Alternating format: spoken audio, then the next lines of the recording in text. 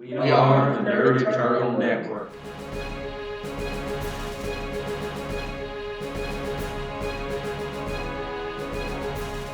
Hello and welcome to Icons of the Wider World here on the Nerd Eternal Network. I'm your GM for the morning, Jason, and with me will be Curtis playing Landshark, Hola. Mike playing Snapdragon, Happy Sunday, everyone. Taylor playing Muckboot, Howdy. and Zach playing Whirlwind Jack. How you doing? A couple of these characters are returning, and then a couple of them are new. And we are just about through the new characters. I think a couple of y'all still have unrevealed characters. But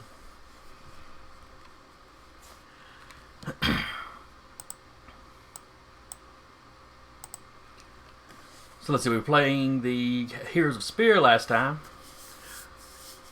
So today's heroes are not on any kind of team. You just all happen to be in New York City. Oh yes, the perfect place for Muckboot to be. Look! It's a city he's probably been to before. Maybe when it was New Amsterdam. Same city, they just renamed it. And it grew a little bit. Let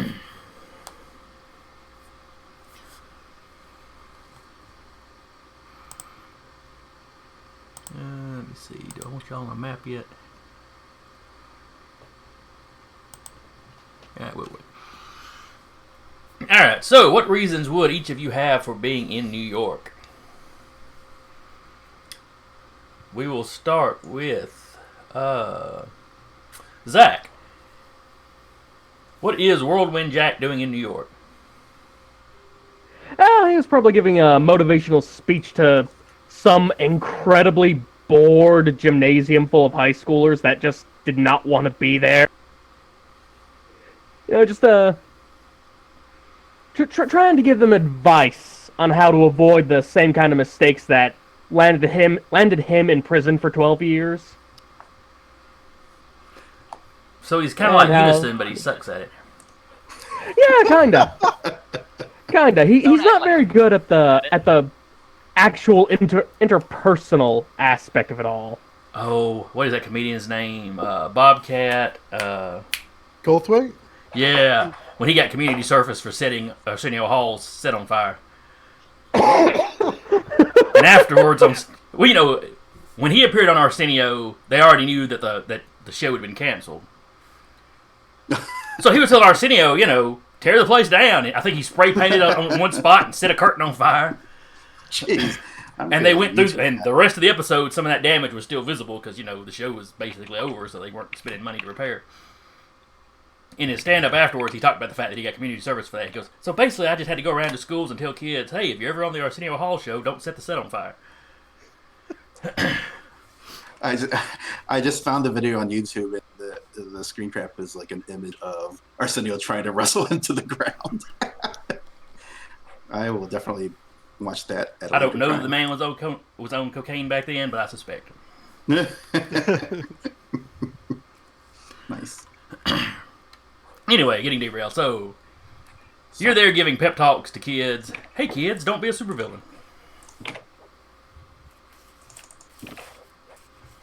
Come to think of it, there's actually an issue of The Flash where the old Jay Garrick Flash is giving a speech to a bunch of elementary kids, and that's basically the speech he's giving.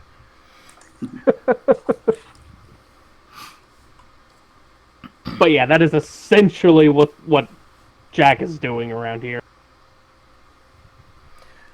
Taylor, what has brought Muckboot back to New York? Well, I suppose Muckboot would be trotting around, see the change in society, see if any of the old, Knights Templar stuff is still around. That's an They interesting try to question. hide it, but they ain't the best. That is kind of interesting. What this secret society, were you a part of it or just aware of it? Well, I mean, everybody knows about the Masons and the Knights Templar. Don't know where stuff is, but New York is one of the big cities, so There's probably some stuff still trotting around. You find some of the oldest buildings Muckboot has found still have some of the markings, but they're old, so you don't know that they're necessarily still in use. On the newer stuff, you really don't see anything, but they might have changed their signs or actually gotten better at hiding. Or maybe they're just using that email these days, who knows. I did see that they had a hotline. You can actually just call them. Felt that was shameful, though. Wanted to do it the old-fashioned way.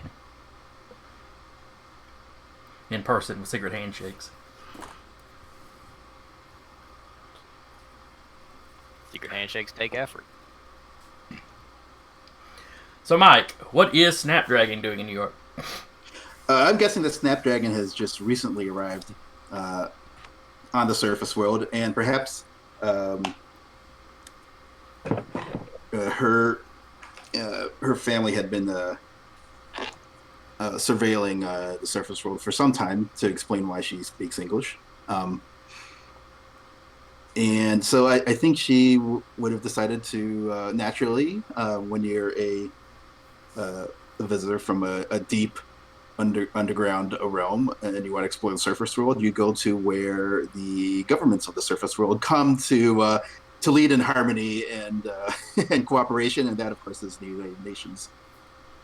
So that's what I'm headed for to perhaps just basically see how the surface world works. Okay. Do her people have any official presence on the surface world, or are they still in the we're scouting them out phase? I'm gonna guess that there's no official contact, or just so we don't have to retcon what Ryaning's been was doing, like during the big invasion and all the other past decades of super history in the established world. There may have been appearances and contacts, but nothing that sticks. Okay. So yes.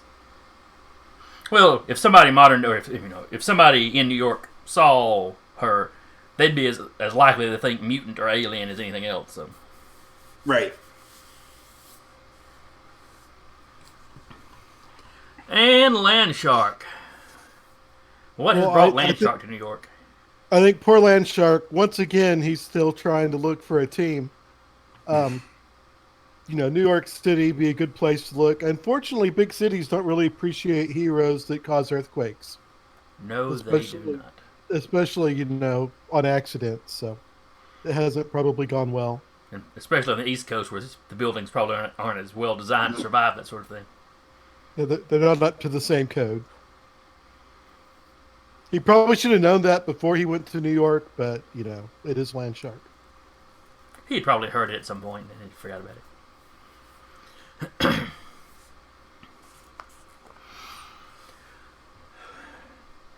As you're all arriving at different times,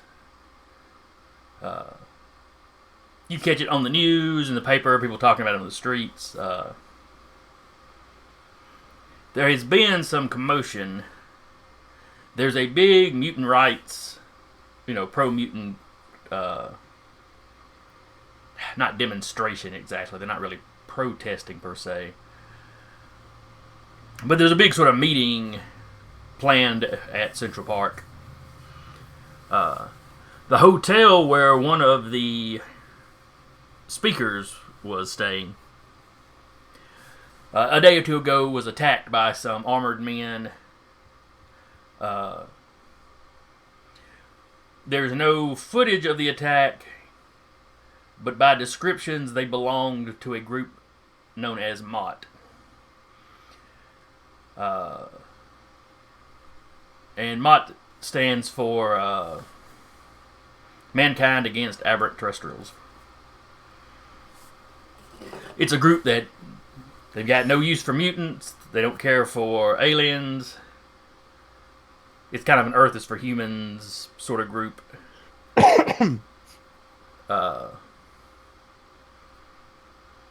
Basically, if you look normal and aren't a mutant, they're okay with you. Magic users, they don't really have too much trouble with as long as you're a human. Robots and artificial intelligences, if you're not trying to pass yourself off as human, they don't really care. you know, the replicants from something like Blade Runner, they'd go after because they're trying to blend in and fake being human. Something like C-3PO, they wouldn't bother. They look at that, that's tech, that's a tool, whatever. The group has been on a major decline for the past couple of years. They had some very major setbacks in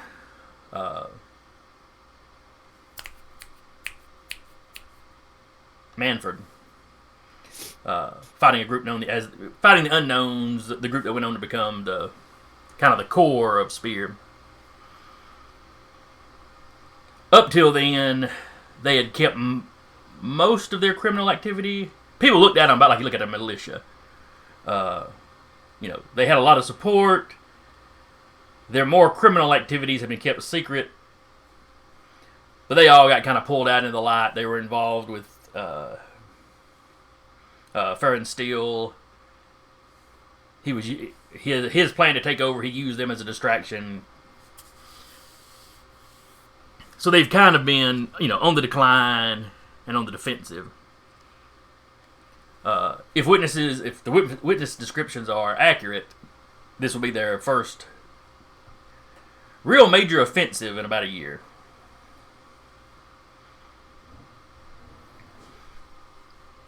The attack was thwarted by a couple of local heroes. Again, by eyewitness accounts, they believe one of them was a woman that goes by the name Night Terror, and the Multidimensional Man. They're not heroes that have been known to work together. It seems like it's just a situation where they both showed up. The Multidimensional Man is fairly well known, but more or less in retirement. And the Night Terror is somebody that's cropped up in the last 2.5 years or so. Just before the attempted coup by Ferren Steel.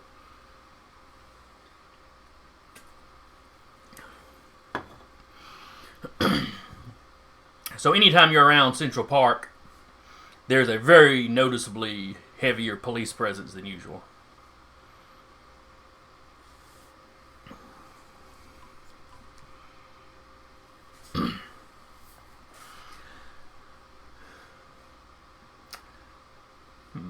So Curtis, Landshark has been trying to get an interview with a local team.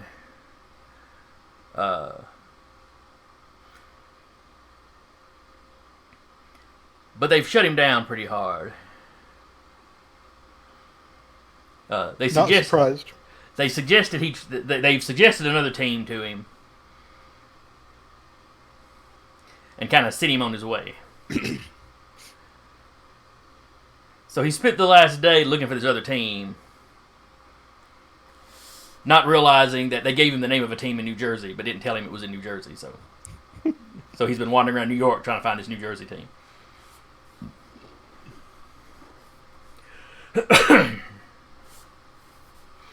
Is there anything he would want to do while he was in New York? Anything that would draw his attention? Excuse me. Ooh, I've never been to New York myself. He would avoid Ellis Island and Long Island. But he might hang out in Central Park. That's something he would have seen on TV, and Yeah. Central Park, Times Square. But if there's something going on in Central Park, he might check it out. Okay. And of course, I just imagine him walking around New York doing this the whole time. Right. So everybody in his area knows tourist. Right. Why is he wearing a shark fin on his head?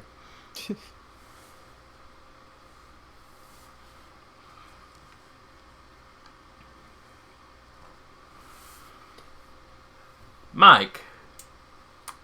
Yes. How is Snapdragon moving around town? If she's observed that there aren't regular flyers in the area, she would probably do this follow that bit of protocol at least and not fly around. She would not really take care to disguise herself.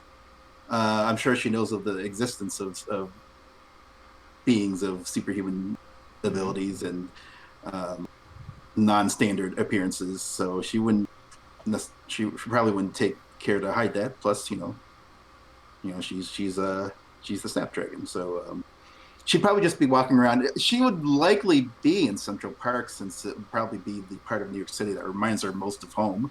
Even though she does come from an underground realm, it is basically a kind of like the Savage Land of Marvel Comics, where it's basically like a big arboreal paradise. Just happens to be Got kind of a Hollow Earth vibe to it. Yeah, exactly. So she'd be there. Perhaps she would be drawn to the John Lennon Memorial. There's always people around there leaving flowers and singing songs, and she'd probably be curious about who this John Lennon is, and given the amount of songs of praise dedicated to him, he must be some great warrior of some kind. So that's probably what she's doing so far. Where is the John Lennon Memorial? It's pretty close to the edge of the park. It's not really deep within. I can't remember specifically where, but I've been there, and you could see streets from it. So it's not embedded deep within. Oh. I remember that much.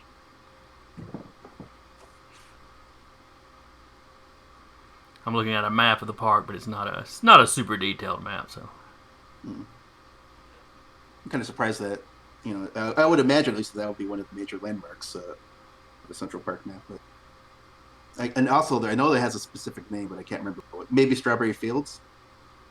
Okay, I see Strawberry Fields. Okay. Okay. Well, there it is. Okay.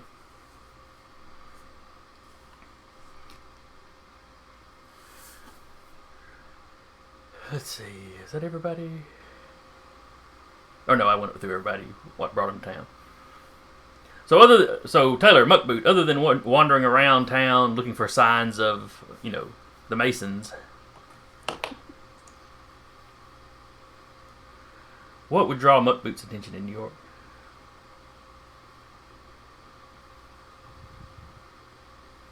Well, so I don't see any new signs of them.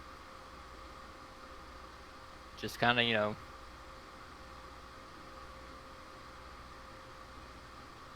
kind of doing the tourist thing of, what are the big locations to go to and see. Okay. If I hear about that, the big meeting thing for mutants, I'd probably go to it. Okay. So you spent a little time hitting the Statue of Liberty, which would have been constructed a little after he'd left Earth, wouldn't it? Oh yeah. Because Muckboot was like French Indian War. Yeah.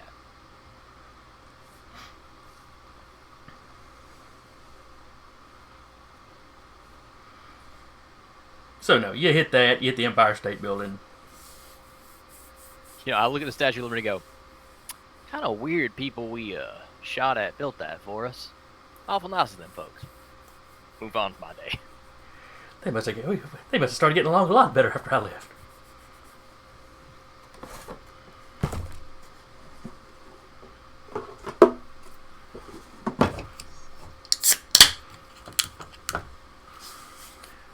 So when he's not talking to kids, what is Whirlwind Jack doing while he's in New York? The last time he was in New York, he didn't get a chance to try some real New York pizza. So that's basically what he's been doing all week. Just pizza for lunch. Every day. All from different places, just trying out the local cuisines. And since he's heard about the mutant rights rally, he's probably right now he's probably heading down there to check it out. Being a mutant himself. I was about to ask. So Whirlwind Jack's a mutant. Snapdragon is a dryad. Muckboot's just a guy that's got some tech. Well, he's been modified a bit, but not mutant-wise. Like, there's a mutant gene, and he does not have that. Yeah. He's just been modified to kind of. Well, mutants in this world, it's a hodgepodge of genetics from natural mutation to all the weird stuff that's bred in with humanity. Oh well, I've got elf genes from this side of the family 1,000 years back, and one of my ancestors on this other side was a Nephilim, and it's just that weird soup just mixed together in me, and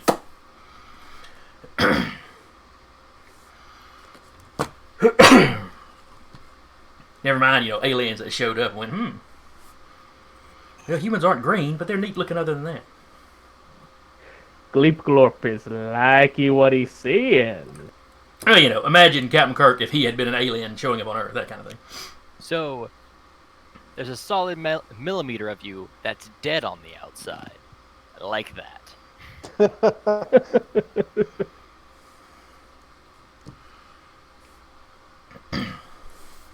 Well, the plant creature shows up. So, I hear you're made of meat.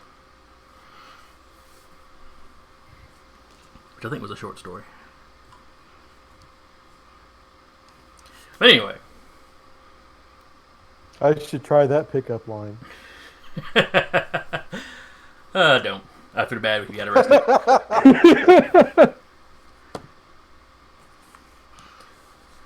Why couldn't Curtis make the game? The police showed up and were searching his house for bodies. They didn't find nothing, but it delayed him. I forget, was Landshark a mutant? He was born that way. He is Okay.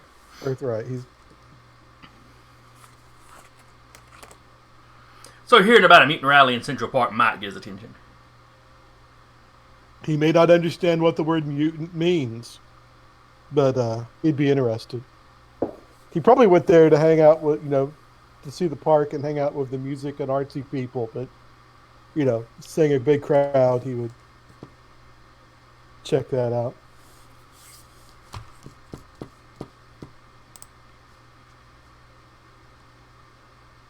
Like, how many circles are you going to make? As many as need be to complete the ritual.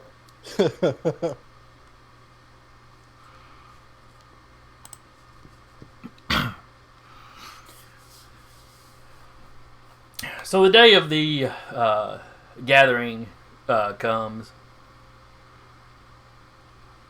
Snapdragon spent the day before that walking around the Strawberry Fields area trying to figure out who this Lennon guy is.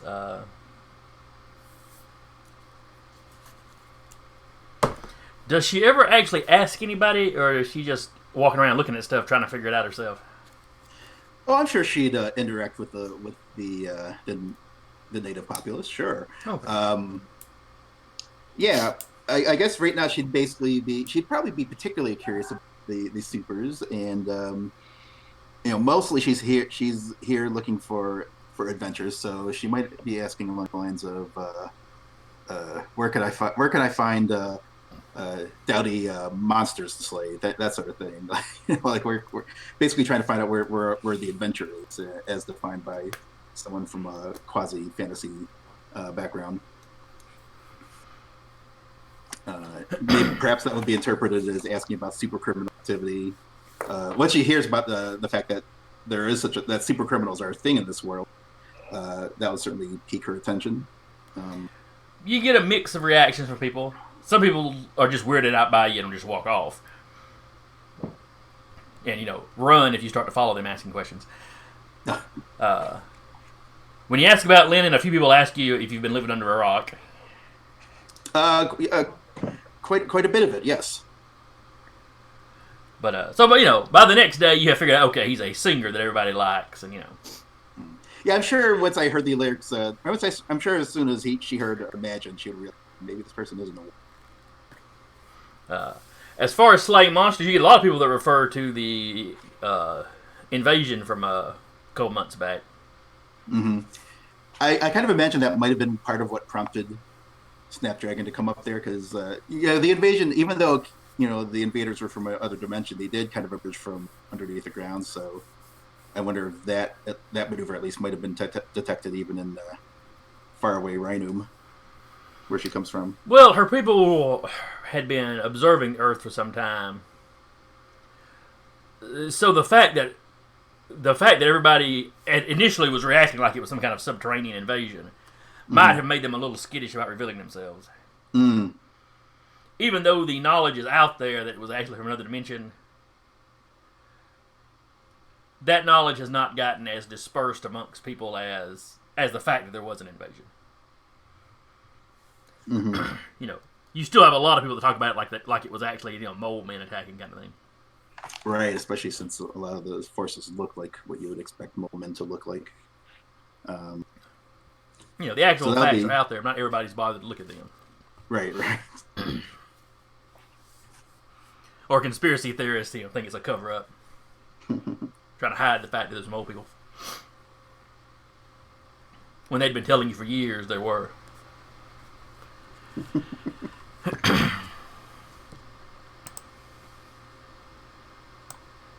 Yes, mole people are actually like very productive and valued citizens right now these days.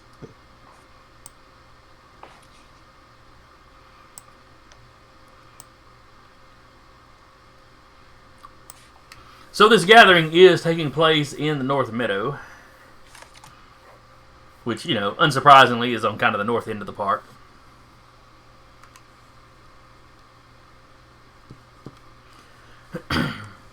Not too far from the reservoir, which is a rather large body of water. Is that going to bother Landshark, or is it just ocean that he doesn't care for? He would stay away from it. He would keep his distance. And he'd actually be okay getting up as long as he wasn't going to fall in. He'd be all right. So as long as he's a good 10 or 20 feet from the shore, it ain't too big a deal. Yeah.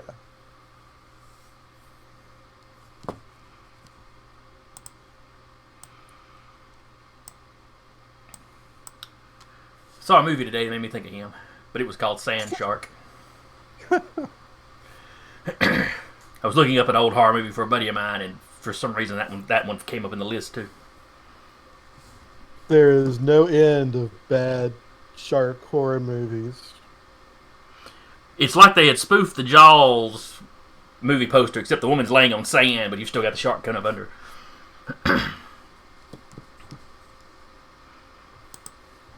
I'm sure it's nowhere as good as Blood Beach, which was the movie he had me looking for. I've actually seen that. But for some reason, this guy wants to own a copy of it. I don't know.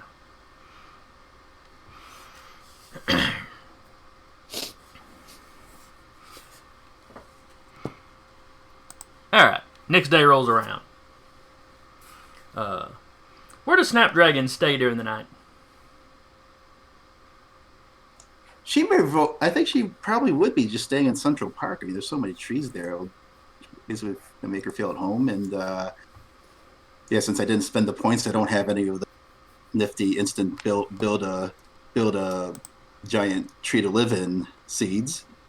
But yeah, just basically, she'd probably just be amidst the trees, and I don't know how. Yeah, I think somewhere around there. Okay. There are plenty of trees in Central Park. She could find one she could perch in, or whatever it is she does. Mm-hmm.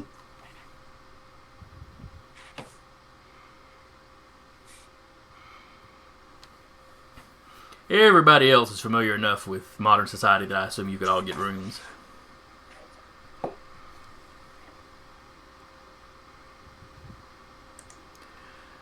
So the next day, you have a crowd form out in the North Meadow. Let me throw down a few. Let's see, where's me some freaky looking people. And each of these tokens is just going to represent, groups of civilians. Yeah, mostly mutants, but.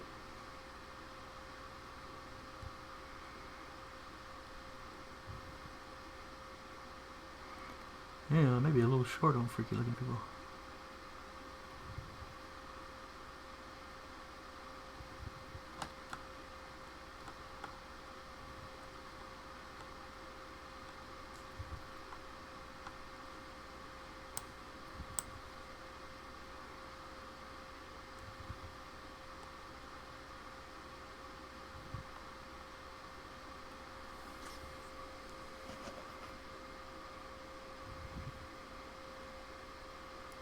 Ah, there he is.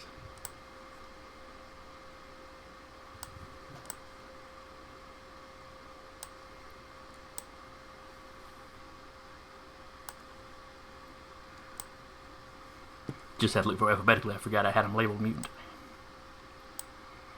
Alright, go ahead and throw your icons down, kind of in and around this area, or wherever you'd be at.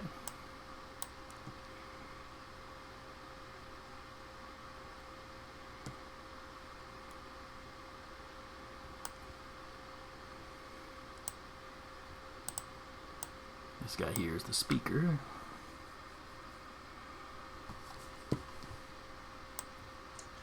It looks like the icon for my sheet is not placeable. Same. Hmm. I mean, at least it's not just me this time. Alright, I have dropped your token on the map, Mike. See if you can move it. I can, thank you. Why in the world is it doing that?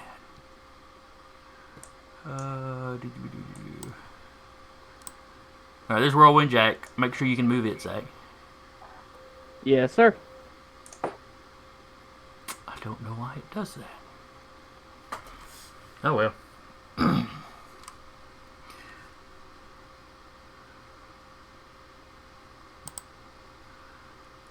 Let's see. Have we put Land Shark down there? I haven't yet. I usually use the PDF pulled up on my desktop rather than the actual character sheet on Roll20, so I'm trying to pull them up now. Oh, okay. I just wanted to make sure you could actually place yours, as the other guys are having trouble. At least I thought I had done it. Well, no, because you've still got your picture. I thought we had done a token for him, though. Why do I not see his sheet?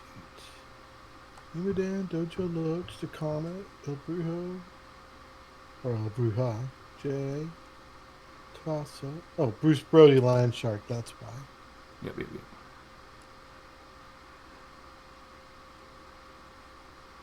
It's weird, though. I thought we had done like a round token for him that we had used before. Did I not?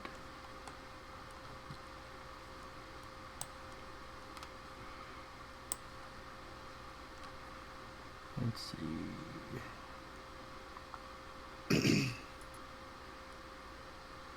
Oh, wait, there's one. Okay. I don't know what I was looking at. All right. I'm having trouble getting it to drop. I don't know if it's me or if it's... Well, I see. It's on the North Meadow now. Oh, okay. Maybe I did get it dropped. Might have just been a That's what delay I'm because doing. the Roll20 gets laggy and kind of weird every now and then. So anyway, y'all arrive at this scene.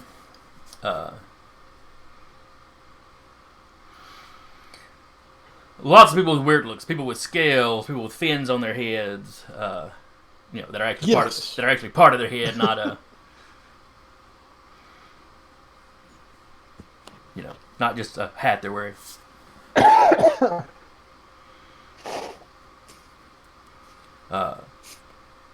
Plenty of normal-looking humans.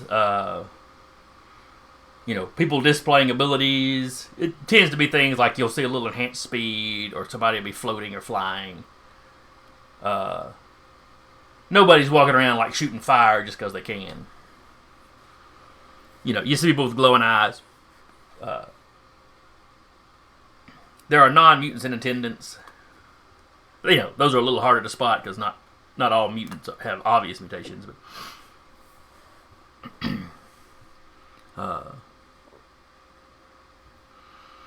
Snapdragon, lots of people walking up and talking to you. You left with the impression that a lot of these people already know each other from these kind of events. That it's kind of a community. Mm-hmm. So someone as unique looking as yourself that nobody's recognizing, they're like, oh, it's somebody new, Mm-hmm. Well, I'm certainly happy to make friends since I am new to town. So how do you answer the question of where you're from? Oh, yeah. So I don't see any particular reason why she would be hiding that. So she would introduce herself as she'd probably answer the question straightforward. She'd say she's from Rainum, and and then when people ask, well, where's Rainum? I just say it's far away. It's a faraway nation. And, if the questions come to it, she would have been, she would not hesitate to say that that Rainum is like far beneath the earth. She wouldn't like beat around the bush, so to speak. No pun intended. Not pun intended. I'll take credit for that. But yeah, she wouldn't really take any care to obfuscate where she's coming from. Okay. A few people ask and don't know how to take your response. It's like they're not sure if you're serious. Mm-hmm. A lot of people don't even ask that far. You just go, it's way off somewhere, and you have probably got a slight accent that they can't place anyway. Sure. I also I believe you said that my people are aware that there may be some negative sentiment based on where people think the invasion came from. She'd certainly take care to refute any such concerns or voiced opinions that they're basically that was like a entirely different realm as far as we can tell. That it certainly didn't come from Rainbow. And you don't look anything like them, so That's a good point. Hopefully that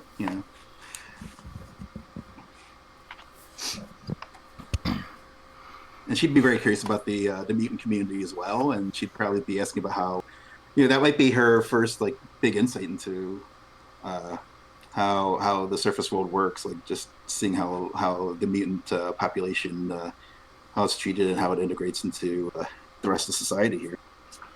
And what kind of impression does she get from that? That things have been bad for them. That they've been mistreated.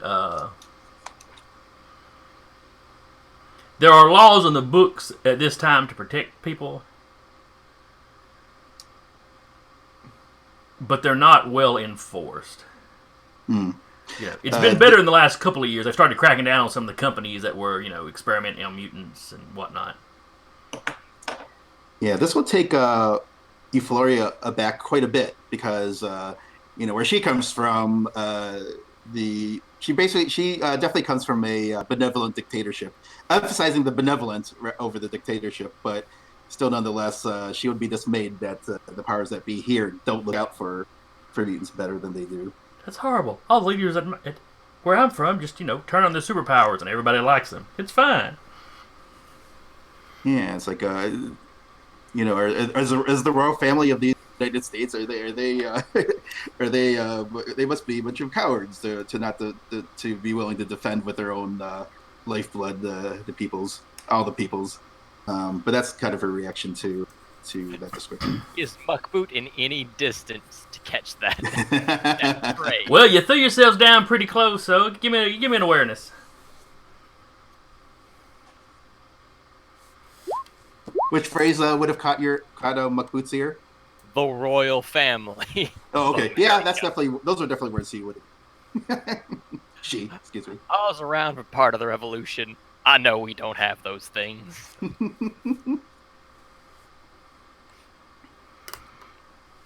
With that role, you catch, you catch this little bit of conversation about, America, and then this woman with an accent, with an accent that sounds like she's probably from somewhere else, talking about, the royal family of America.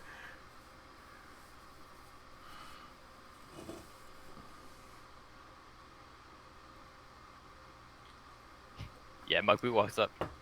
I'm sorry to interrupt, little lady. America don't have a royal family as far as I know. Oh, well, that's fair enough. Well, there's your problem right there. Yeah, that's probably would be her reaction now. Well, yeah. So I've heard something about a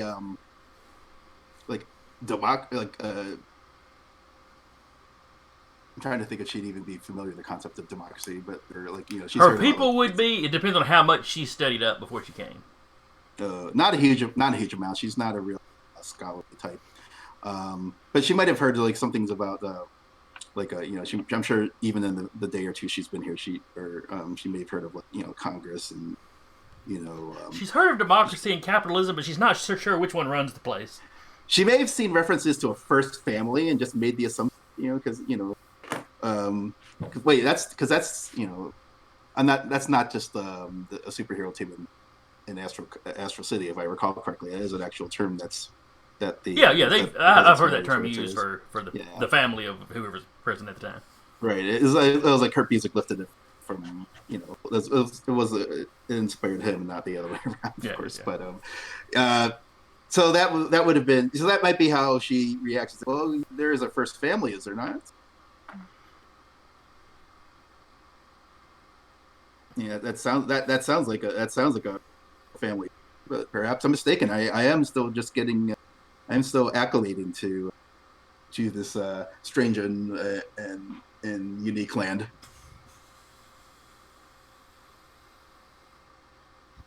All right. So, as far as I can tell, and you see Muckboot slowly flipping through a smartphone. First phase, I just realized, out of character, this is not a good matchup. Muckboot doesn't really know. He had a crash course.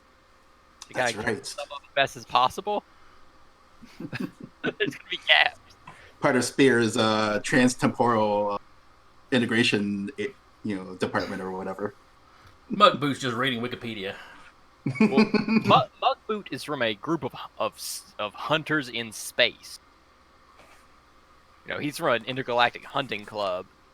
They just happened to pick him up. So yeah, when he came back, he's just kind of on vacation until they have a hunt that they want him for. But it's his first time back, so yeah, he's looked up all he could, made some money off hunting, and gotten a structure to his life, but he don't know a whole lot. He knows what free Wi-Fi is, though. Anybody who travels a lot needs to know that. Yeah. Do they have free Wi-Fi in Central Park?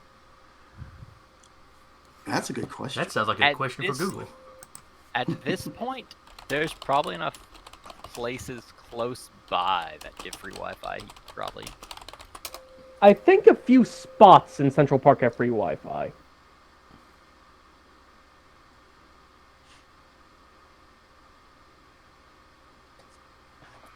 There's Central Park Wi-Fi hotspots.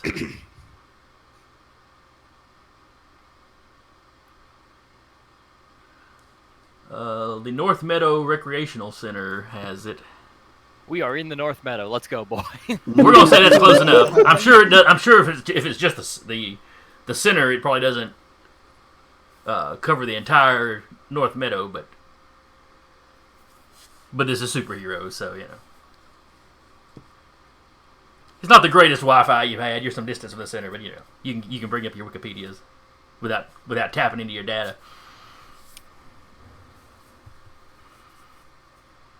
But yeah, Muckboot will give a basic definition of the first family is, and be like, so, I have also just realized I ain't exactly been around these parts in a while, so I may not be the best one for you to ask me all these questions. I just kind of perked up at American Royal Family. Sorry to take your time. Landshark, you're walking around, people are coming up and shaking your hand. You're recognized. Some folks react very positively to you. Oh, hey, it's a known mutant superhero. Hey, other people that maybe know a little more of your history are like, Are you? How long are you staying? Are you supposed to be here? I thought it was for everybody. Yeah. I mean, we're not, not trying to run you off. It's just, we like our buildings standing. Yeah. No Earth powers in the city, Bruce. I know.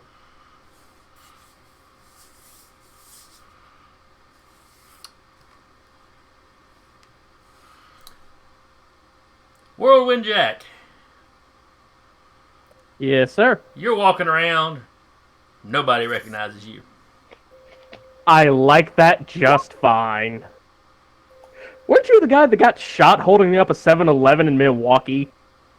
That's what it would be like.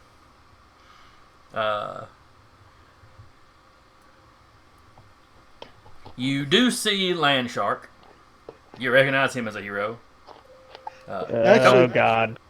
If he gets bored enough, since this is a park and it's a lot of earth, it's not cement and stuff, he might decide to construct a shark statue.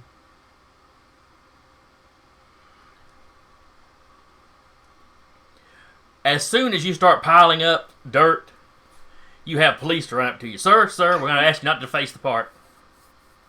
Well, I'm not defacing. I'm improving. Sir, we're going to ask you to put the dirt back where you found it. I was going to make a nice sculpture. There's forms you have to fill out and stuff like that before you can put a sculpture in the park. They always said Giuliani was a thug. He's not sure how to respond to that. He doesn't seem super happy about the comment, but as long as you put the earth mound back, he kind of walks to make sure you didn't disturb, that the grass isn't dead or anything.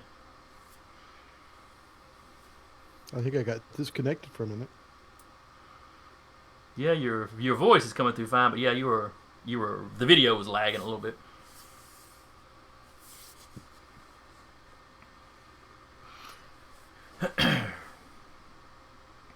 So anyway, what I was saying, Whirlwind, you recognize Landshark. He's pretty famous. Not somebody I you ever don't hear tangled with. Jason. Beg pardon? I hear someone typing. I don't hear anybody typing right now. Uh-uh. Yeah, I don't catch anything either. Yeah, I was typing, Sorry. but I also was muted, so I hope it Yeah. wasn't. Well, I hear you, but I don't hear Oh, anybody else. All right, so you do not hear me right now. Wonder if I need to reconnect to Discord. I don't think he heard you right now. Yeah, I don't think. I'll you bet did. I do. Yeah, so other people were just testing to see if you heard them, so yeah, maybe a reconnect would be helpful. I think you can hear me though. I did just. I think you broadcast on both Zoom and Discord. Yes, because I log into Zoom and I'm also Discord. Oh, is that okay? Or So do I you have the? You might have. Yeah, Mike, you might have the audio going, though it doesn't ever produce an echo with you, so I don't know. How do I? Yeah. So have you been hearing a lot of typing, or just recently? Because I certainly don't want to keep a. I have not been disrupting. hearing. I have not been hearing very much typing. So Okay. Because I've been trying to be more cautious about muting when No, there wasn't any other sound. Let me. Okay. Come on. Windows 10 makes closing out of Discord very difficult. yes, you have to hit the X, then you got to go through and. Come on.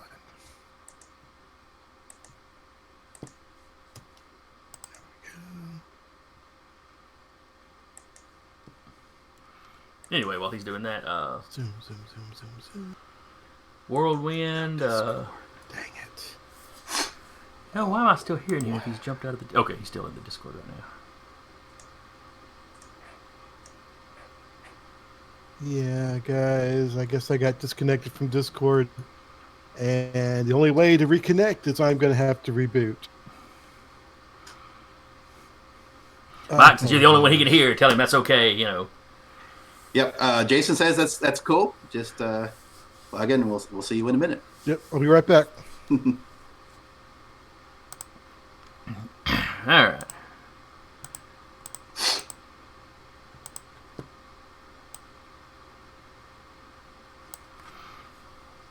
So anyway, as I was saying, so Whirlwind, you're walking around, nobody's recognizing you. You spot Landshark. He's fairly well known. A lot of bad press around him for his accidents, but apparently he did pretty well during the invasion. So he, public He opinion. tries. That's what matters. Yeah, he's been on the uptick. Yeah, It's what matters till he hits, does 9 levels of damage to a couple of city blocks. Or 8, or whatever it is his power's at. Because he picked his highest power to have no control over, or little control over. But, and that's not to say people aren't talking to you, There's a lot of, everybody's just kind of talking to everybody. Yeah. You pass by one older gentleman that seems to be lecturing somebody on American politics. Must be a fascinating conversation. And Jack just keeps walking. Well, you notice the old guy keeps checking his phone as he's talking here. Actually, what's he saying? Oh, something about the U.S. not having a royal family, and something about where the term first family came from, or something. And when you hear the woman he's talking to talk, she's got an accent, so you go, okay, she's from somewhere else. She's a very obvious mutant. Right, yes. Okay, can you all hear me now? I can Yes, hear you. sir. Can you hear us? Alright, I can hear you. Woo! Yeah. All right, then let me re-invite you to the Zoom call.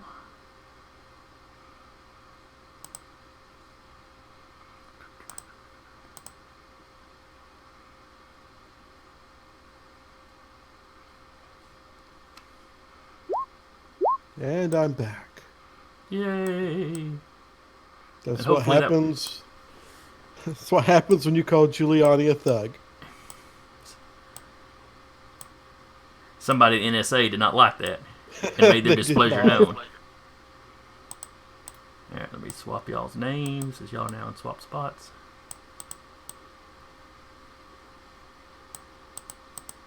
But hopefully that will be our technical issues for the day. Let's hope. Which I can't complain. Compared to season 1, season 2 has been pretty Smooth problem sailing. free, yeah.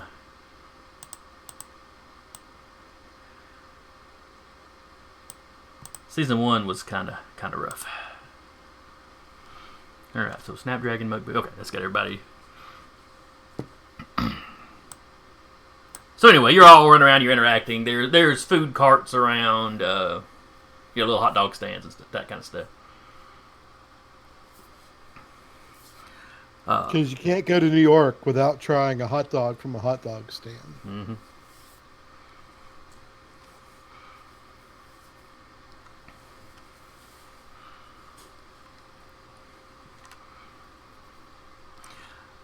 Eventually, this fella down here gets up on this little temporary stage they've set up that, it's 3 or 4 feet off the ground. It's just high enough to get, somebody up there so the crowd can see. He starts giving a speech. He talks about the attack on his hotel. He talks about progress they've made. Charges have been leveled against, some company or other for, I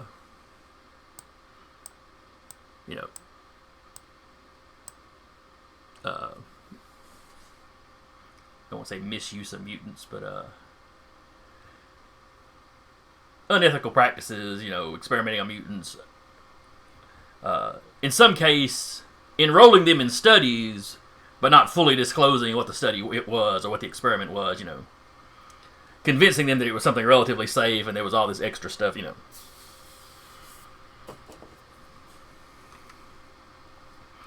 Let me quickly check. Who here has got... Anybody got any weird sensory powers?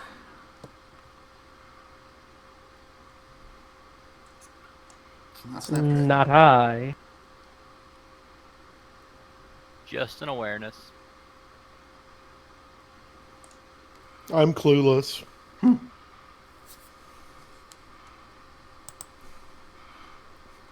I could easily see Landshark having all kinds of extrasensory perceptions and just never knowing to turn them on.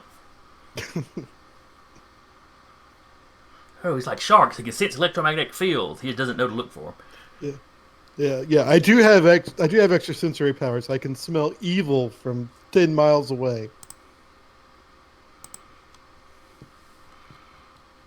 But that power hasn't worked since somebody asked him to define what evil really was. And start talking about how subjective evil is, and now that power just doesn't work for him. Then he just got confused. He just pulled out his sheet and started erasing that line.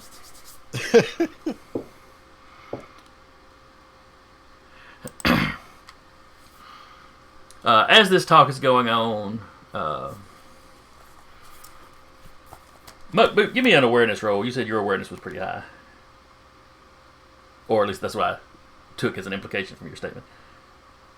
Then I will go ahead and also tap a quality Hunter Supreme, as I'm in the woods and there's something strange that I think I saw.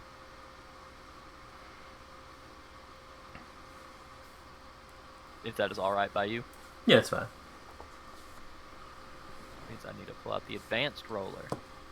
Ooh.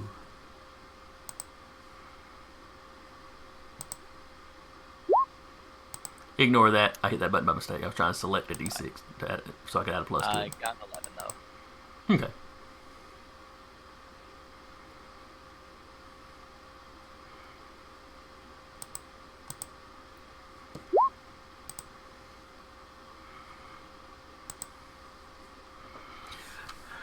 It's pretty far off. It's pretty faint.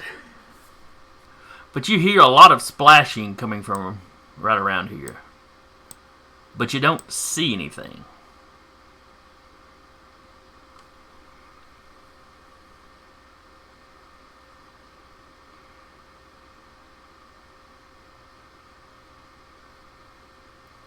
You know, you look out and the water still looks calm like it should.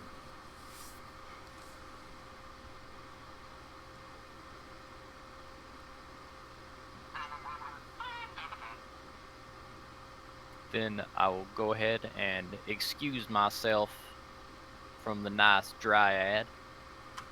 Or Alvaroon. Can't really tell which one you are. Two creatures too similar for my eyes. Do you actually drop the word dryad to her? Well, I mean, they're mythical creatures that are plant people. She looks like a plant person. I'm just naming the two plant people things I know. I mean, there's also an alien race that's plant peoples, but you said you were from here.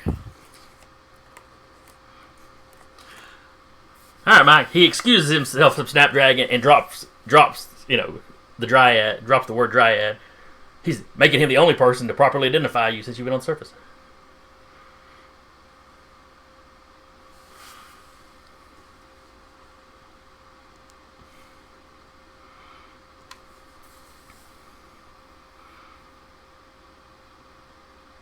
Now you excuse yourself. So what is Muck Boot do? What is Muck Boot doing?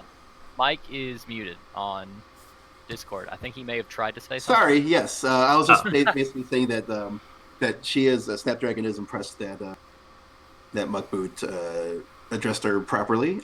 She would probably take care to keep track of where he is, but not follow and be a creep. Because as far as she knows, there's no immediate caution or danger. Is that correct? Yeah. Yeah. Plus, she'd also want to pay attention to the speaker as well, because this is she's very curious about the plight of the mutant population here. So yeah, she'd be primarily focused on that for the moment. Okay. Yeah. But Muck Boot will move in position to kind of where if something pops out of the water, he can net gun it.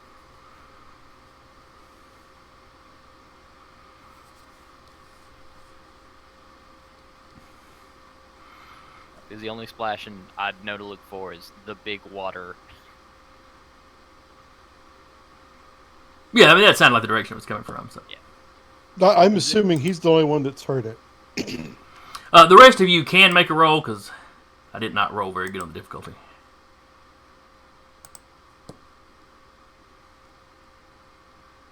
I just had him do it because I knew he had, or I figured he had the highest awareness out of anybody. But if the rest of you wanted to make a roll.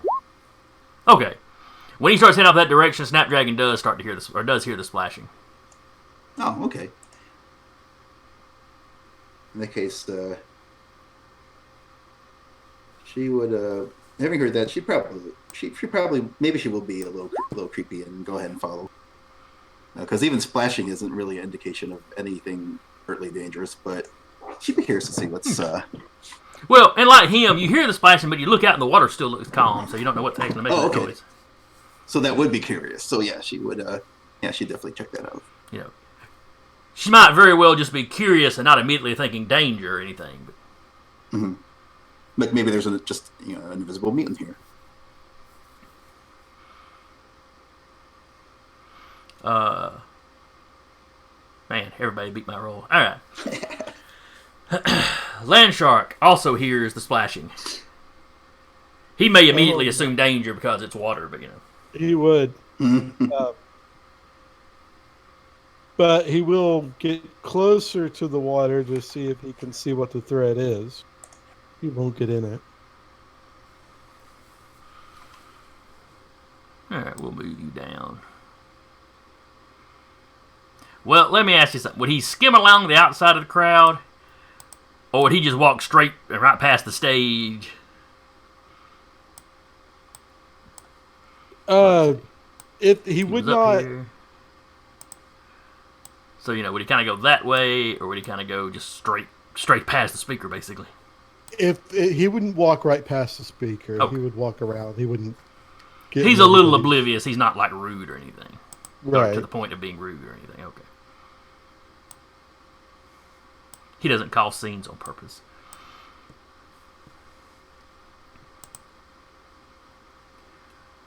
If he did that, it would remove the gap moe from his character.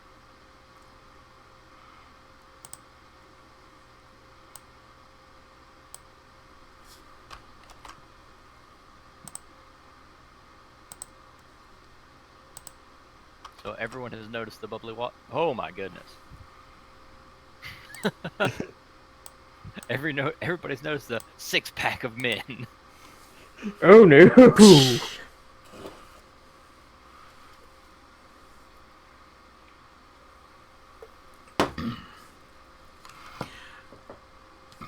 And it's not like they come marching up out of the water where you see them. It's just they're not there, and then they're there.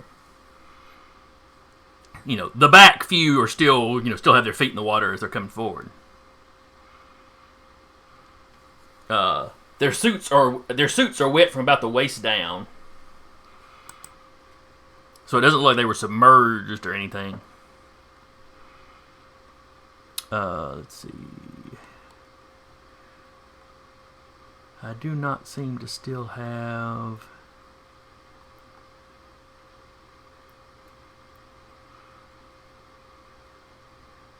Oh well, I don't seem to still have the full body shot of them, so I had to make some room in my storage. So I guess that picture got dumped. But they're basically they're it's not Iron Man style armor, but it's very advanced tactical armor. If you zoom in on the token, that shows you what the helmet looks like. For any of you that like Whirlwind Jack, you immediately can identify these guys by their armor.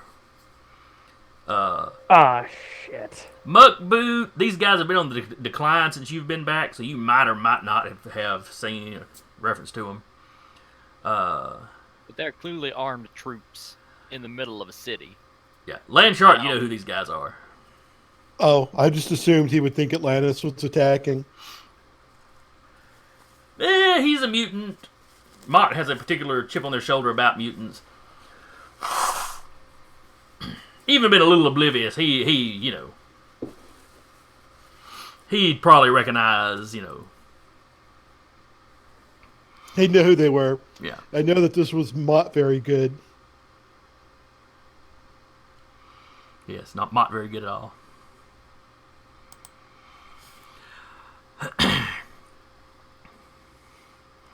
As they appear, they start bringing their guns up, or their weaponry up.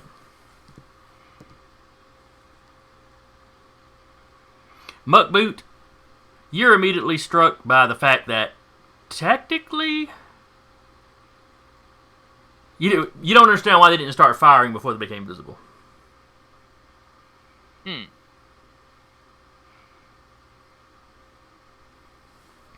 Now, you've encountered multiple, different types of stealth technology, so it might be something they're using, might put limitations on them or something,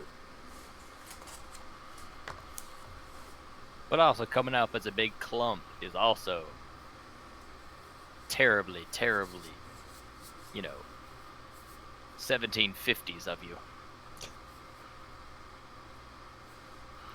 hey, that was still the way the military fought in your day.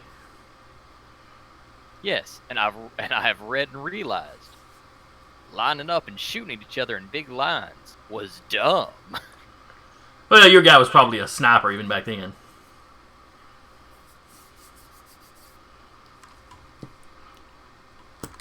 Though in the Revolution, the British military heavily frowned on the heavy use of snipers.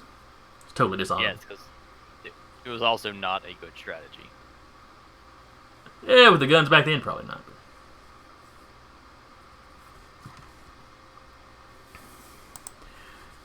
But as soon as they start hitting the beach, they start spreading out slightly. So, it's... Well, they clump them back up because it ain't been their turn. So I'm going to give all the mutants one turn. Let me clear those off. So the Gathering of Folks gets a turn. Whirlwind Jack gets a turn. Snapdragon gets a turn. Landshark gets a turn. Muckboot gets a turn. But not a name, apparently. Huh. The Mock Troopers get a turn.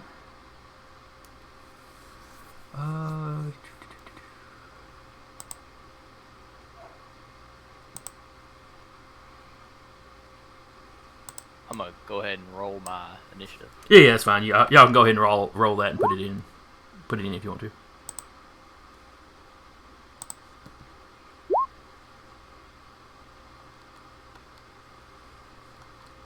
Nice.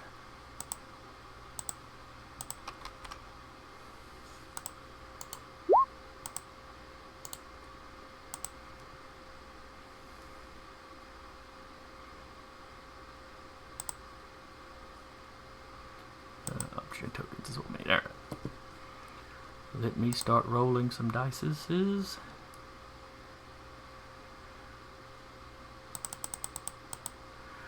Alright, so that's for the people.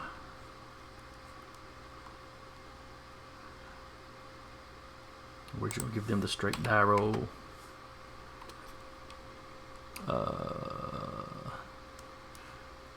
The Mott Troopers.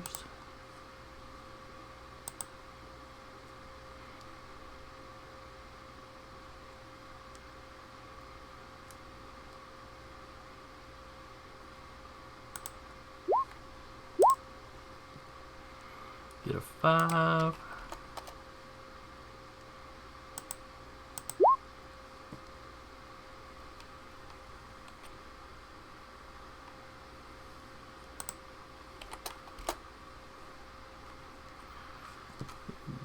The 1's not very good.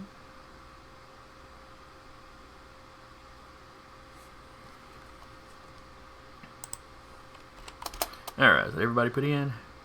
No, what did Whirlwind Jack roll? I rolled up an 11, and for some reason it wouldn't save what I put in for it. Huh. And Snapdragon got a 9. Alright, that's everybody with initiative. Put it in descending order. Top of the order is Muckboot. Great. It is great. Muckboot will use his ability to swing I'm assuming some people within the mutant group have seen the mock troopers. They're just starting to react. All right. The bulk of the crowd has the stage and the speaker and kind of the background of the stage between them. The folks on kind of the outer edges can see around enough to realize something's up. And like I said, it's distinctive armor, especially if you're part of this community. So the podium is the podium speaker still speaking normally? Yes, like I said, there's like a sort of curtained backdrop behind him, so he hasn't. Even if he turned around, he would be looking at curtain.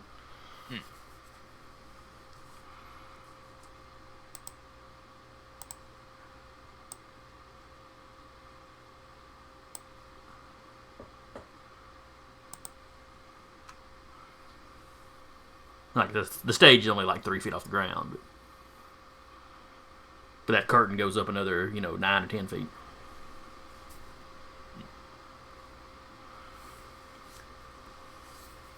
So I would like to run up.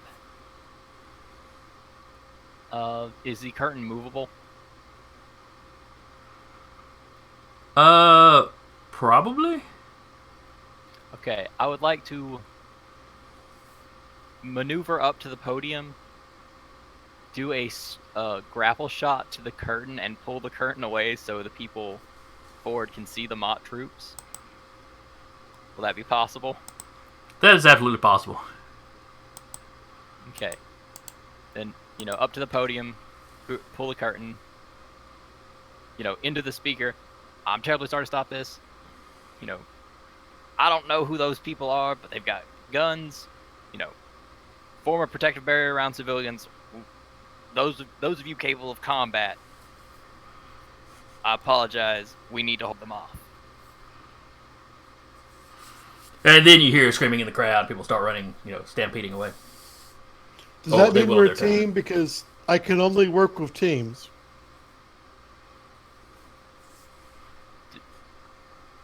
Does Landshark shout that? Yeah, he would. I'm He not does. allowed to work alone. Makbutlu's over. Oh, hey, Landshark, how are you? Oh yeah, that was the last time these two guys got played. They did get played together. I had forgotten. I ain't seen you since the alternate dimension. Oh, wait, we got people guns. Hold on, let's go ahead.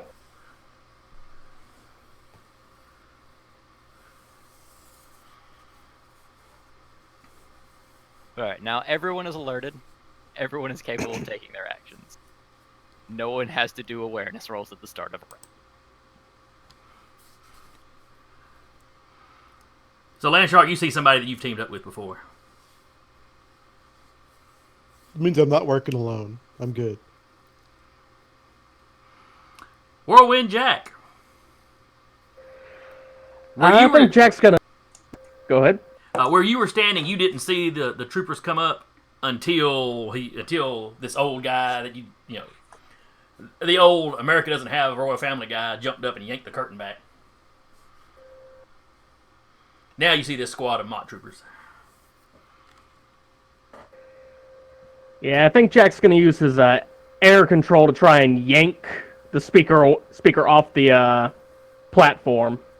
Just get him out of direct. Okay. Let's see. You got air control. Can you do telekinesis type stuff with that? Oh yeah, that's basically what element control lets you do. Okay. So this would be a coordination roll, correct? Yes, coordination is for range.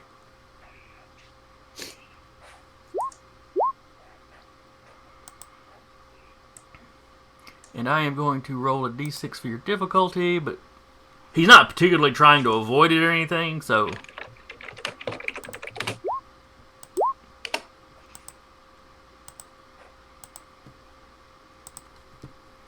Wow. Huh. Yep, place him anywhere in this area you would like. Gonna try and pull him right back here. So I'm just picturing a little dust devil form around him, kind of like up through the air, and then sets him down. Yeah, kind of just throw a little jab, and it travels the distance to scoop him up and bring him. I'm going to assume you're making some kind of little motions, whether you actually have to control the power or not. That probably out of habit you're making. Yep, little mnemonic device. So when you land him next to you, he's startled, but he looks up at you. Oh, thanks, brother, and kind of slaps you on the side of the arm. Hey, not a problem. You should probably run. I think they're here to kill you specifically. So. Well, I can't just abandon everybody. And then he starts yelling for everybody to kind of follow me, and they start, he starts trying to get, basically non-combatants head north. Oh man, at least somebody listened to what I said. Let me actually move this pog.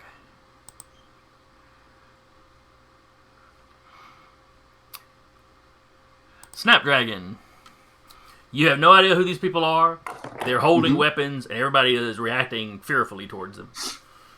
Well, I think that's a clear enough situation to figure out who the foes should be, who the bad guys are. So I'm gonna try a new power. I'm gonna bust out my emotion control power, which takes the effect of basically a pheromone that she exudes as a member of the royal family of Rhino.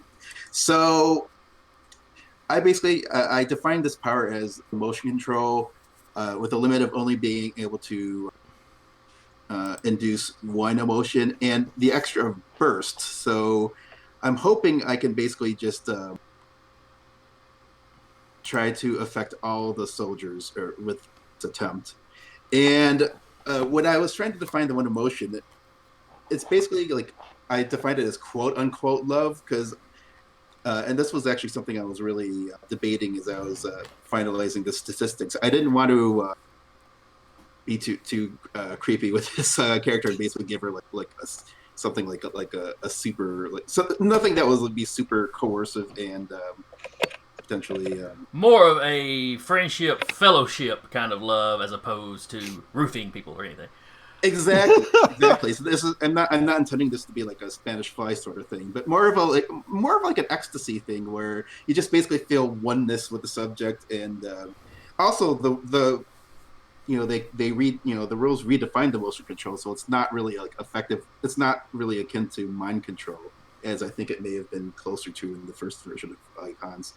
So basically it's basically like kind of like an ecstasy type of pheromone that she exudes, and the way she'll manifest that, she'll fly to them, and kind of like right before them, and I guess depending on how much they've spread out, and also what their, I guess we'll find out if their armor purifies air intake, but she would basically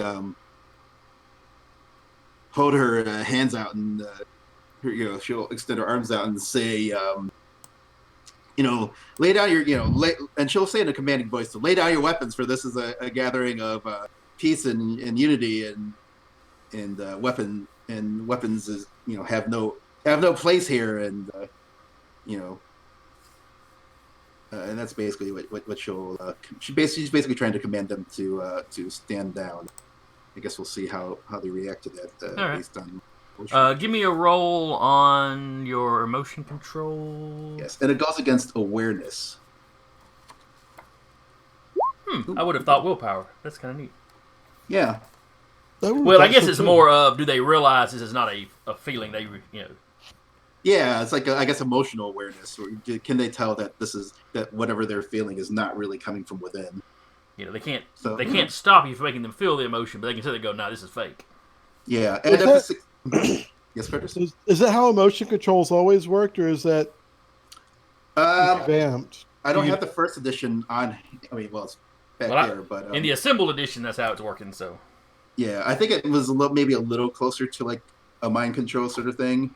But I do have great powers on hand, so let me see how. I've got the first edition around here somewhere, but it's not that important. No, I was just curious. It's not a big deal at all. Yeah, actually, it what it does, at least in the Great Powers book, it defines like an actual effect for each emotion, and it's a lot more coercive. Like if you fill them with if under the previous rules, love would basically the target would love the subject and will help it defend it as much as possible. Here, if I succeed, I would just basically place a quality on them. So effectively, I just get a +2 bonus on appropriate actions that would appropriately take advantage of the emotion, but it wouldn't be like full-on coercive like it used to be. So they might still try to shoot you, but you could tap that to dodge with the ideal of they don't really want to shoot you. It's like, well, we're supposed to, but they're not really into it, or you just feel like they just got that nagging feeling that takes the edge off their combat just a little bit. So I love you, but I've been ordered to kill you. I love you, but you're kind of a freaking nature. Right. I'll of course, all according to how Jason interprets the situation and how it should be played out. Levels, I guess, depending on how successful it is, they'll determine how long the effect lasts. So we'll see how they resist, I guess. All right. So, all right, you rolled at 11, so let me roll for them. There's 6 of them.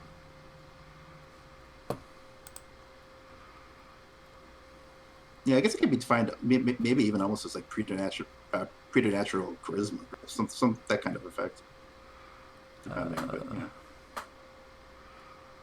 And of course, since it is a pheromone, if they do in fact have some kind of like air filtration system, it'd be like shit out of luck. In fact, in Great Powers, pheromone is listed as its own unique kind of drawback for emotion control. Yeah. But that's the flavor text that can always come into play. Ah, there it is. All right, so, and this is their awareness.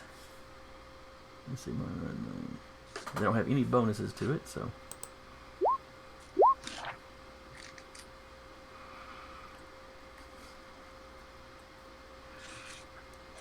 So yeah, that one failed. And even in the previous version of the rules, there was awareness that was resisting. I just always thought it was. Probably just made the assumption that it was willpower. Yeah, I would have made that assumption too. That's what I would have thought. All right, so the highest one of them got an 8. So that'll be. It's a major, and anybody that got less than that. 7, 8, 9, 10. All right, so it's major successes for the guys that rolled 8 and 7. Anything below a 7 would be a massive success. Okay, so for the major success, first of all, they all get the emotional quality, and I have to. Another thing I just realized now, I have to concentrate on. So this might be my.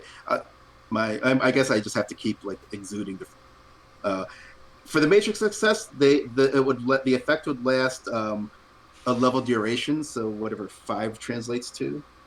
Lasts as long as a fast helicopter, perhaps, or whatever 5 translates to in time period.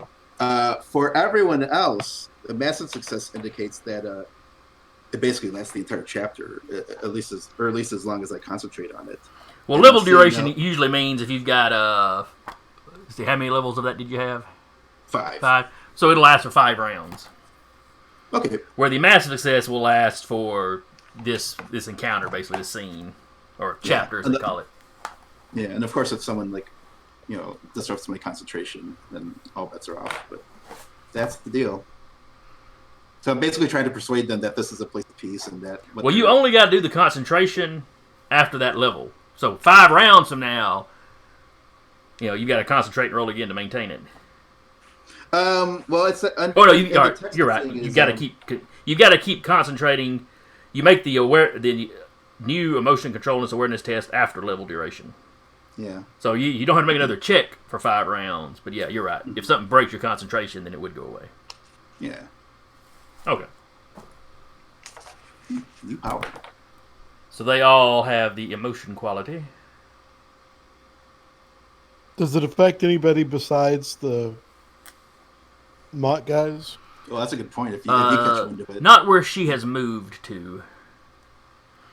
She basically flew up and kind of poofed. Yeah, but that does raise the question: if I'm concentrating and if we're envisioning it as a constant exuding, if they get close to me, would they have to make that check? And if they fail, would they feel that kind of oneness and desire to set down their arms too? That's a curious. Quite possibly. Question. Now, you know, Yeah. Muckboot's a shooter, so it might be an issue. Land Shark, it might come up. All right, you can place the emotional quality of the target at the time. Let's see. Targets can use their qualities to may be activated to recover.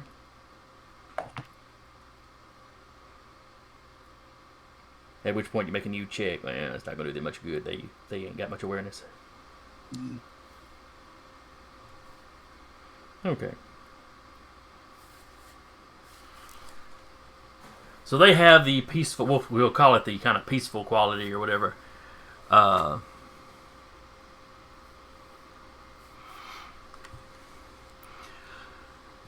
Let's see, 1, 2. So 3 of them were majors, and 3 of them were massives.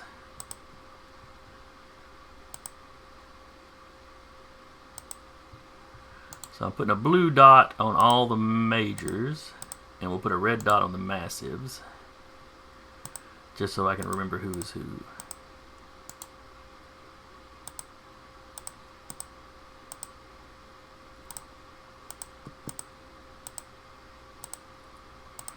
All right.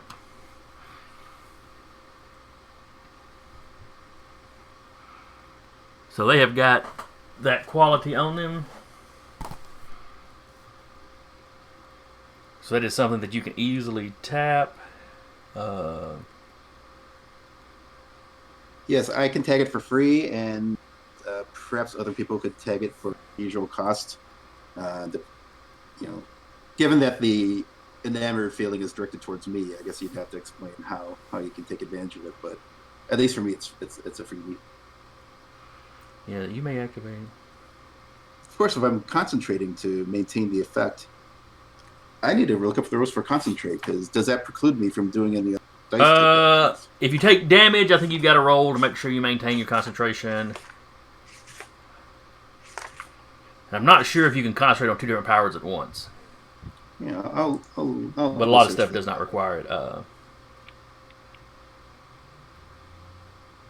Maybe I can fly, okay, but I imagine if like I attack any of them, I guess I would guess that would kind of like be an instant cancellation. But or not. It's your call. But the way you worded it and the fact that it's a burst, I'm going to say anybody can tap it for free, as long as it's kind of defensive. You told them, kind of, be peaceful, put your weapons down. If somebody runs up to punch them, they're not going to get an advantage on that. But if these guys try to shoot them, try to fight through what you're doing and try to shoot them, they can tap it for free to make it harder for them to be hit. So if they try to shoot Land Shark, he could tap it for free and it'll give him a bonus, because these guys, they're still shooting, but their heart's not really in it. Because they are pretty dedicated to their screwed up philosophy. Note their quality, cult-like fanatics. Yeah, this may, after the fight, they may have a good number of them may be having like uneasy feelings about what they're feeling right now, given their ideology. Or they realize you messed with their mind. That freak was roofing us. That's a good. All right, They we might get not breathing be- masks, and now we are officially a squad to hunt her down.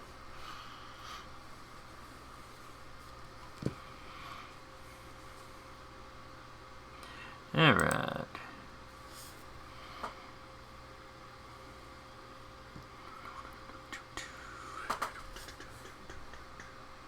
Next up.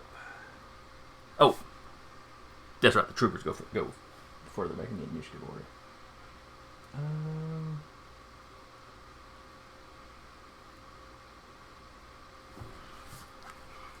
Land Shark, you're up. Okay. Speaking of running up to and punching, I am going to run up to the guys. I don't know if I've got if I will be able to take an action or not, but I am going to run up into melee combat range.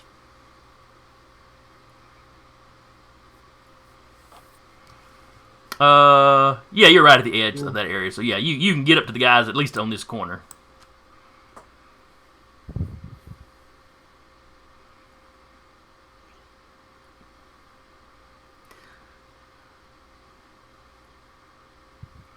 Now give me an awareness roll as you run into this cloud of pheromones. Okay.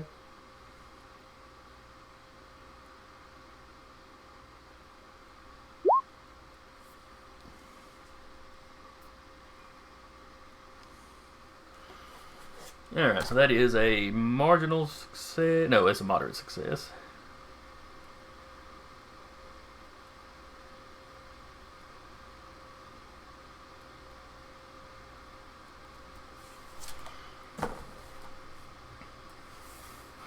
You got a good roll on that. Yeah, he did. He rolled really well.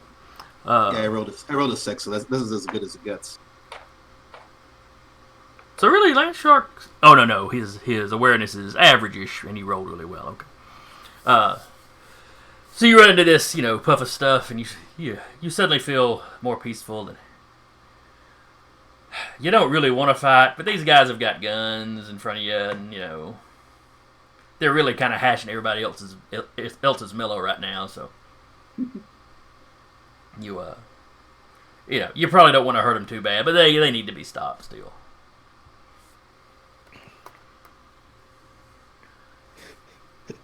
Hi guys, my name's Bruce. I'm a shark. You probably want to put those guns away. They're really sticklers about having permits and stuff.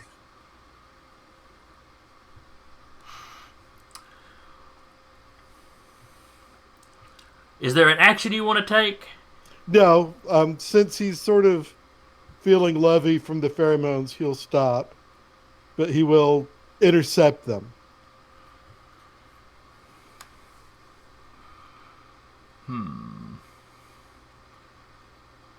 They're But kind of that's, I looking at guess, I you. You see a couple of kind of like, yeah, I don't really. It's like they've suddenly realized, I'm at work, but I really don't want to be here.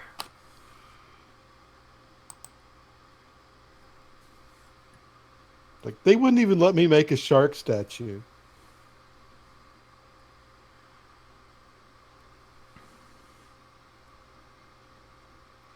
One of them's like, yeah, that's the problem with governments. They want to restrict everything.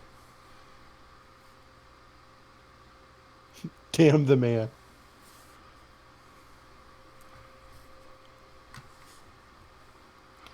Whoever thought Bruce would find common ground with the alt-right? Well, it did involve, essentially drug use, so. It's real easy to get an agreement when everybody's on cannabis. I was thinking peyote, but Well, Muck Boot, you had chocolate cannabis back in his day, so kind of what we did.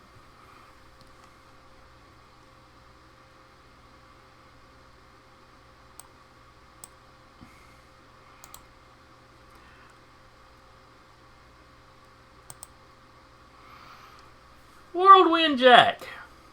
You Yes, see sir. a woman seems to appear out of nowhere. You here to help, or She's wearing, again, it looks kind of like advanced tactical armor with, armored plates. It's not the whole silver and green that Mott tends to go with.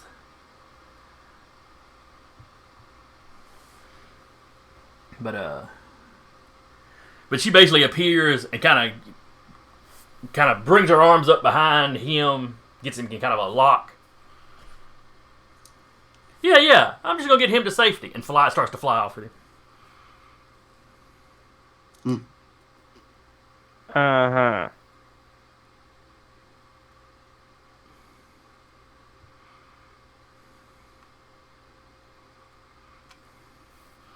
Let's see.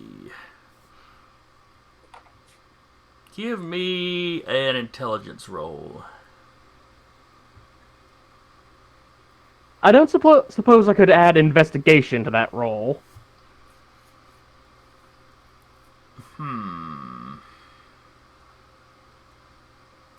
Let me look up exactly what investigate is. But this is to see if This is basically to see if you recognize her. So investigate. might fit. Let's see. Specialties.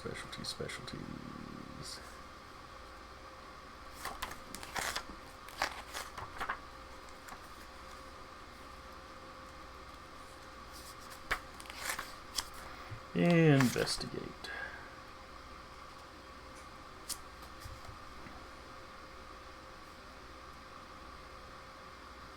You're skilled at gathering and analyzing evidence from crime scenes, digging up information, tailing people, and finding lost people.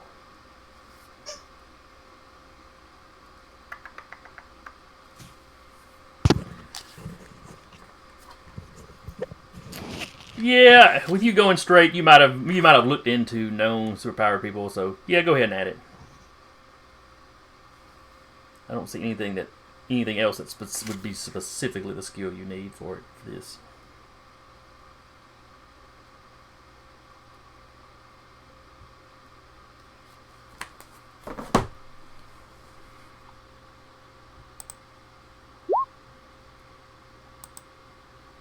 Ooh, that's a bad roll.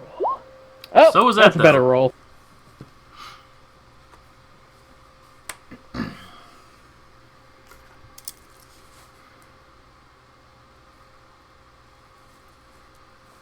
Let's see.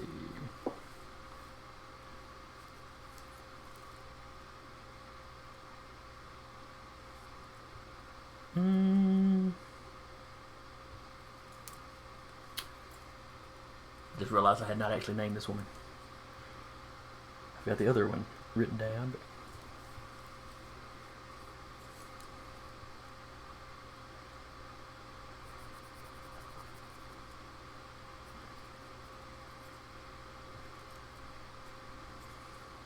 but you recognize her as a mercenary named Concord. She's the second or third person to use that name. Apparently this armor tends to get passed around between kind of mercenary types. You know, or one gets killed off and somebody else gets a hold of it, and you know. She ain't exactly a law-abiding type. Awesome possum. And you know she is basically a villain for hire.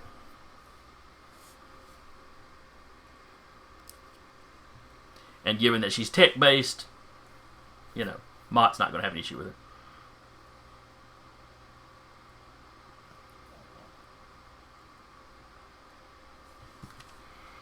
So that's her action. She grabs him and starts to fly off. Then it's the Mott troopers.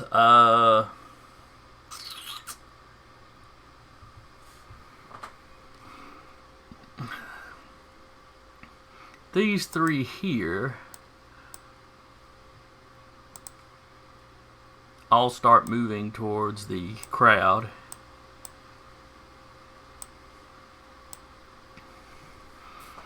You know, they don't. Yeah, they should probably deal with her, but they really don't want to. You know, they find messing with these other folks to be a little more palpable.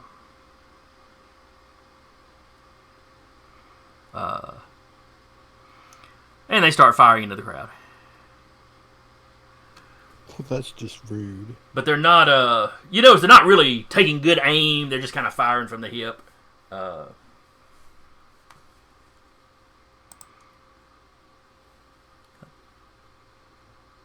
simplicity's sake, I'm just going to take one roll for them.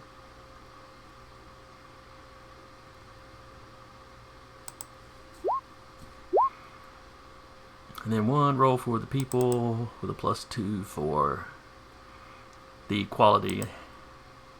Okay. So a few people may take, you know, kind of grazing wounds or something, but nobody goes down. Nobody seems to be badly hurt.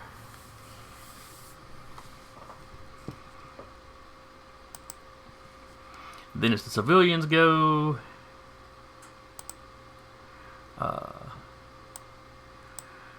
They all go running for the northern part of the park.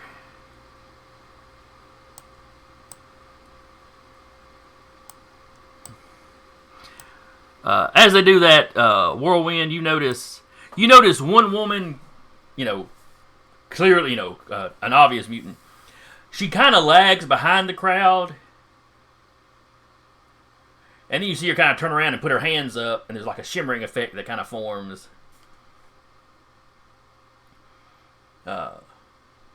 It's not like a huge force wall, but she's kind of thrown up some kind of barrier that,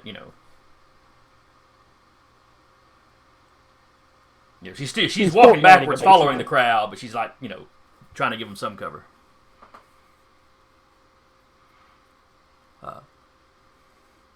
She seems quite nervous about it, though.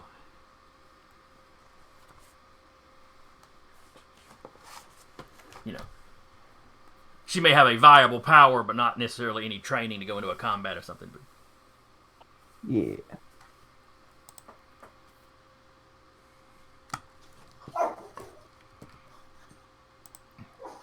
And then we are back. Oh wait, I forgot. I got these three. I forgot about the three troopers down here. The three of them are going to shoot at. Two of them are going to shoot at Landshark. Again, they're kind of hip shooting. Their spirits don't really seem to be into it. But Curtis, you can tap their emotional quality for free if you're trying to, dodge out of the way or whatever. Yeah, he will dodge. Okay, so give me a couple of coordination rolls at +2 for the emotional quality they've got.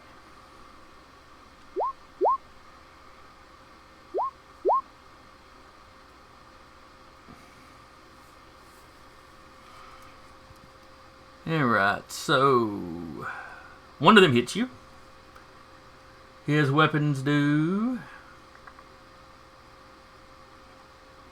Oh, that's right, he's got multiple choices of weaponry. Let's see, they've all got their SMGs at the moment. So it does damage 4. Okay, yeah, that wouldn't get through his... Okay. I didn't think that would do anything to Landshark, but... Burn his shirt, maybe. At least put holes in it. Maybe. Got the Luke Cage problem. Leave a, those black marks on it. The other one shoots at Dryad, at Snapdragon.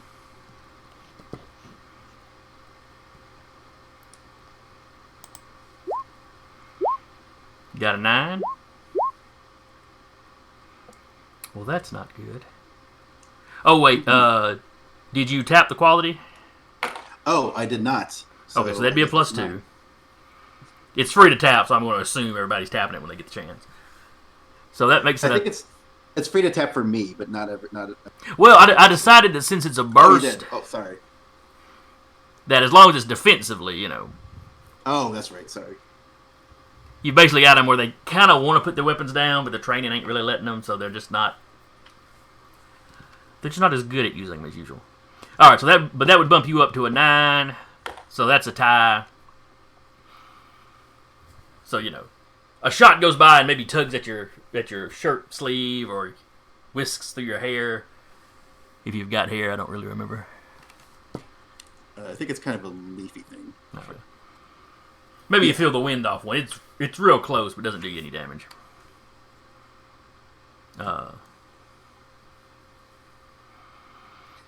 Oh yeah, the law enforcement that's been marching around the park. Let's see. A lot of them are forming up with the mutants headed north.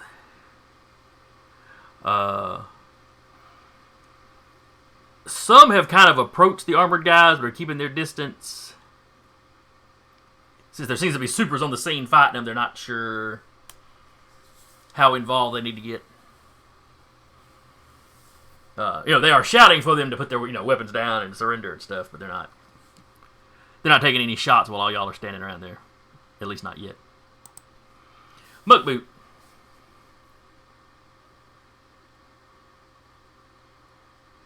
Well, shots have been fired, so now this is justifiable self-defense.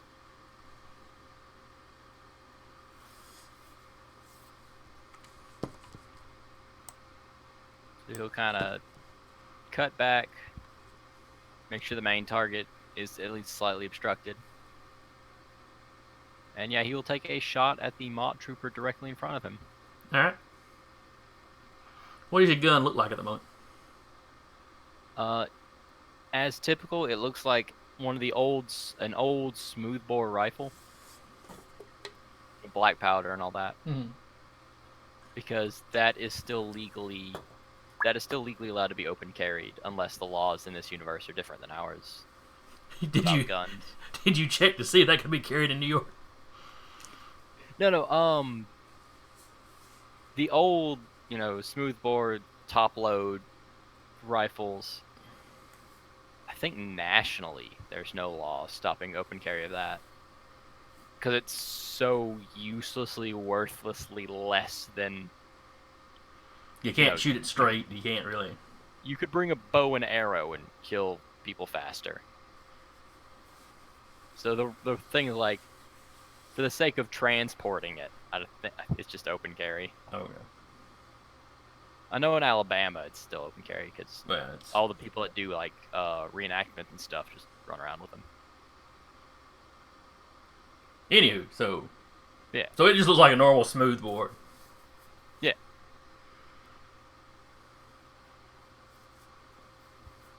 You bring it up, you aim, Yankee Doodle Dandy starts playing in the background. I've never been a fan of new music. Alright, so he'll take the first shot. Bang. Oh wait, I'm sorry.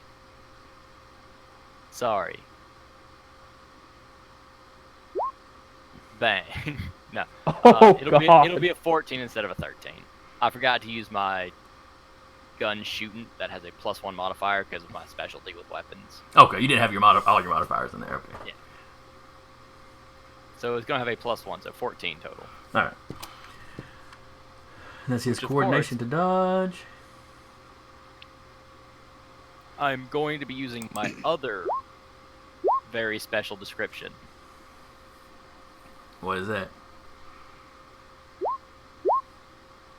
It's a gun. It Gun. At a high enough success rate, it kind of has a kill ability. Oh yeah. 6, 7, 8, 9, 10, 11. Yeah, you definitely got a massive success, so that does trigger the kill check you've got to make, which he resists with his strength, I believe. If I'm not mistaken, yes. The suit does not give him super strength.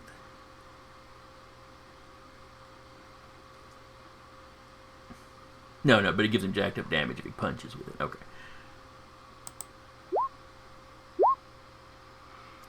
So 6. So that's a major success on a kill check.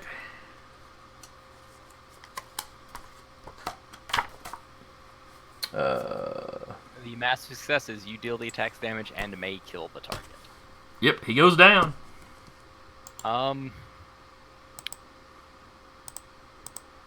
Yeah, whatever. They're fire ant civilians. Muckboot is not going to care about murdering one. Muckboot is less of a superhero than he is just a guy that, gets involved. Well, Muckboot lives by a very simple rule set of, you're soldiers. Soldiers know they're going to die. This may be a 7-man war, but it's still war. Whirlwind. What you gonna do? This is a bad situation. I think I'm gonna try and knock Concord out of the air with a air blast. That couldn't possibly go wrong. Give me an attack No, roll. it couldn't.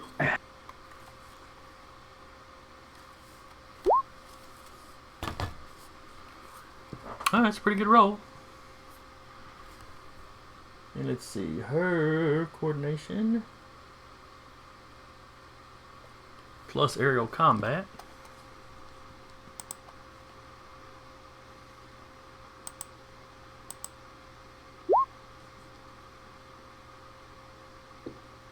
So 9, All right, so that's a moderate success. So you do land a lick on her. Okay.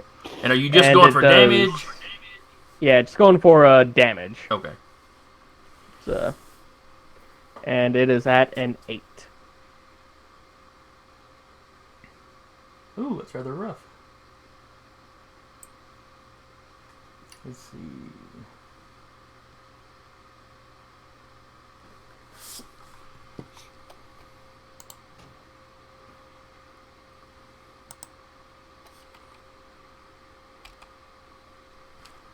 Her total is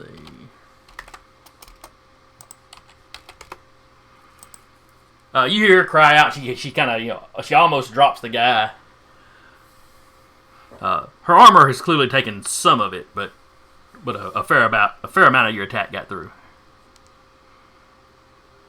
I'd advise you come down to ground level.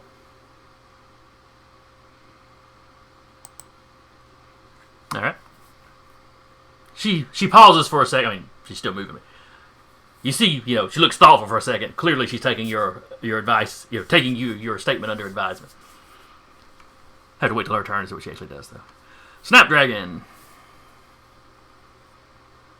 All right, so the troopers have opened fire. So what she's going to do, she's going to fly up to one of the ones, maybe one of the ones who are shooting at into the crowd.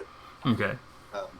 And she's going to ask her to get just. This will really go better if you just give me the weapon. This is just not going to end well for anyone. Would you mind just give me the weapon, and we can figure out another way for you to achieve what you want. What do you say? And give me a willpower roll. Okay. You can tap the aspect for this. I certainly will. So I'll just do the roll manually. 1d6 plus, let's see, the willpower is 5 plus 5 plus 2 for the bonus, and okay.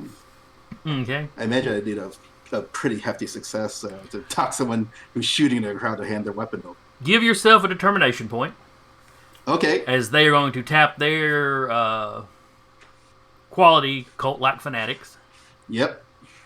or maybe only pure humans or people. Either one of those would work. Let's see. So Maybe he pauses for like a second. Clearly, he takes a half second to think about it. Yeah. All right, so it's a d6 plus his willpower plus 2.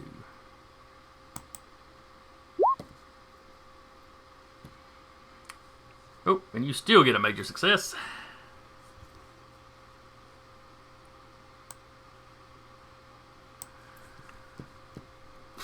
So yeah, he hands you his gun. Oh, that did work. Fantastic. She is good with these cultists. Yeah, if I can, well, I guess next round if I can do it this round, I'd like to just slash the weapon into pieces. Yeah. I'll let you do that for If free. that's an action, okay. But That's yeah, not too big what a deal. Yeah. Cool.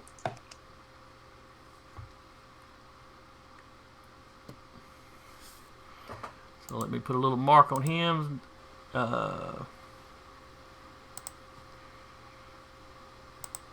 Now, their armors are going to have more weapon systems than just that.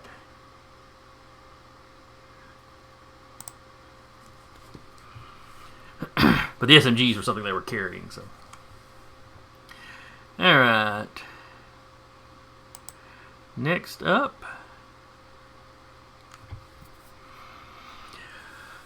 Whirlwind Jack. You see the woman, as she's pondering it, you suddenly see it's like other hers suddenly start spiraling out of her. And then the sky is just full of hers holding this dude. This is not a power you've ever heard of Concord having.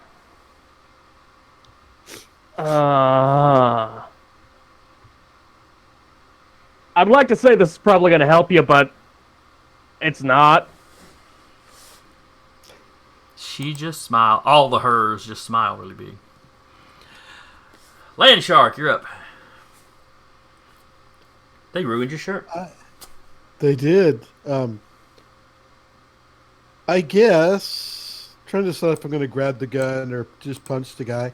I think I will punch the one closest to me, assuming he's one of the ones that's still armed, and say, "Hey, brother! I said let's put the guns down." Now, Snapdragon flew away from you. Oh, so I'm not. Yeah, because you had the thing where Snapdragon was going to have to make checks every round.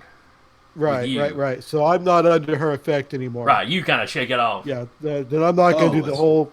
I'm not going to do the whole hippie hey brother thing. I'm just going to say, I said put the gun down, and I'll punch him, or punch at him. We'll see if I hit. All right, that'll be prowess. They have martial arts.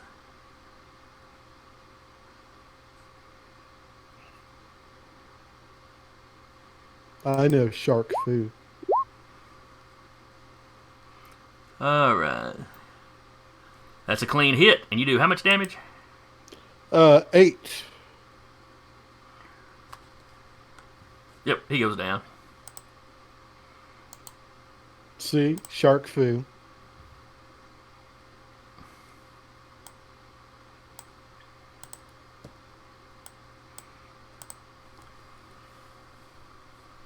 Wasn't enough for knockback, so I'm going to assume that, when you punch, you kind of come down on him. Yeah, you're probably taller than him. So you just kind of drive him back into the ground.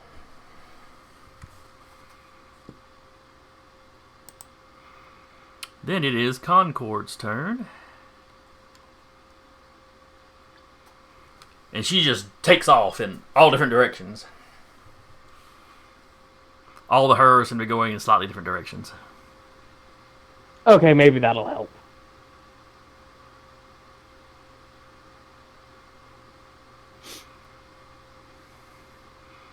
I'm going to move her up here to show there's some distance, but like I said, they're kind of spiraling out in all directions. So then it's the troopers. Alright, so all the red ones are still up, and those are the ones that are affected for the scene. Alright, the two on Landshark that just saw him punch their buddy are both shooting him. They're feeling a little less hippy-dippy. In fact, Landshark, give yourself a... Crap. Give yourself 2 determination points, as both the ones facing you are going to trigger their cult-like fanatic to kind of shrug off or attempt to shrug off the effects, the emotion control power. Mike, if you give me another roll on the emotion control for them to give me a number they've got to reach. Sure. Not so good this time.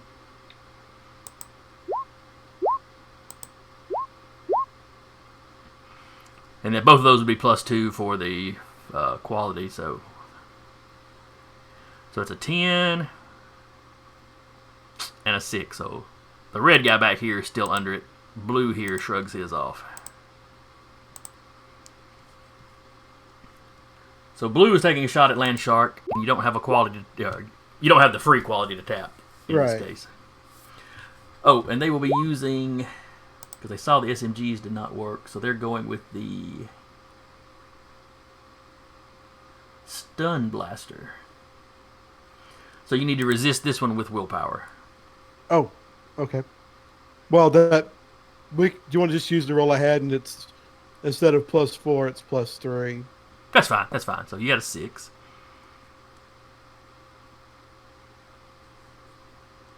But I guess. Oh, no. They still have to hit you before the thing takes effect. So it would still be dodged the first roll. So the dodge is still 7 then. Okay. Okay, so they hit you. So now give me a willpower roll versus the rank of their rank of the stun power. So willpower roll, you need to beat an 8.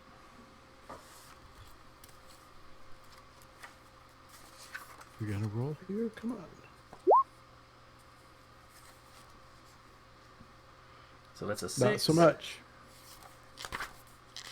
So on a stun.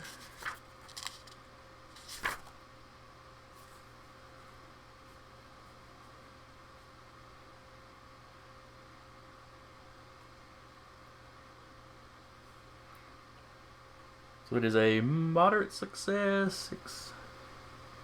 Yeah, I'm gonna beat you by 2. So basically, you lose your next turn as you stand there stunned. Okay. The other guy takes a shot at you. He will be using.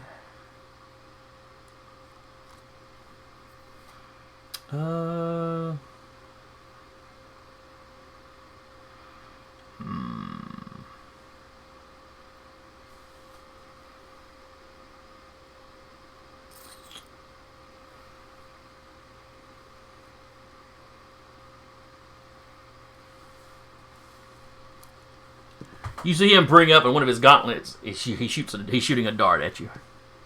Okay. Do I get a dodge since I'm stunned, or? Yes, you. What it is you're rattled and can't take kind of active actions. You still get all your reaction stuff. So. Okay.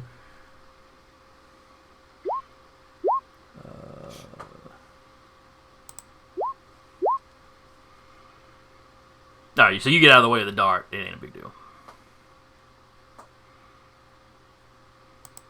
And then the 2 on Snapdragon will fire at her.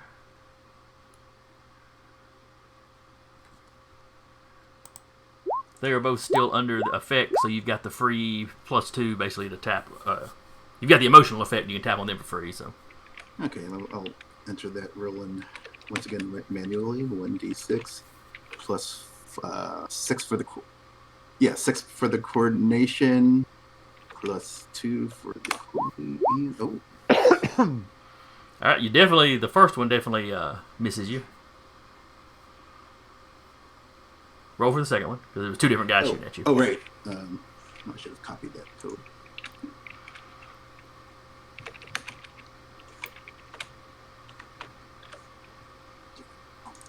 And here's the second one. All right. Oh yeah, they don't come There's close the to third it. one. Oh, third one. Oh, that's. Yeah, there's only 2 of them that attacked you. One of those was for the dart on Landshark. Oh, okay. So yeah, you're just dancing through the air. They're not coming close to you.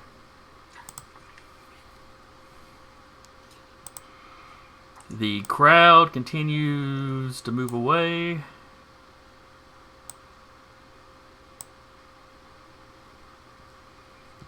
Wouldn't say they're quite out of harm's way yet, but they're getting there, especially with the troopers being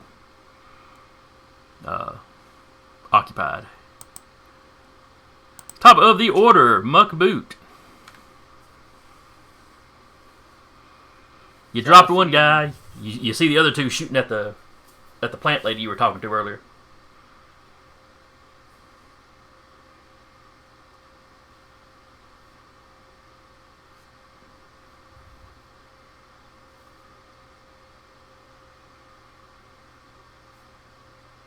Yeah, I'll try to move myself where I can get in the way of a bullet if need be. And then crack a shot at the soldier in the back. Okay. Or in the back of this 3-man squad I'm in front of. I got you. So, coordination.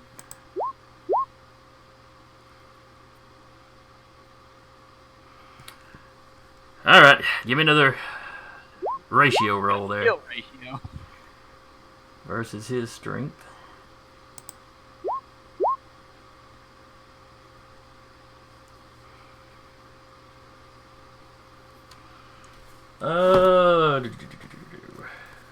So you beat him by 1.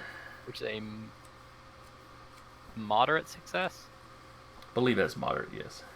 Alright, I just deal the attack's damage. Okay. So 6 points. 6 points minus. Alright, he still goes down. Okay, cool. I will no longer shoot to kill. It is not as life threatening for him, but. Yeah, their armor doesn't offer a whole lot of reason. These guys are basically mooks. Yeah.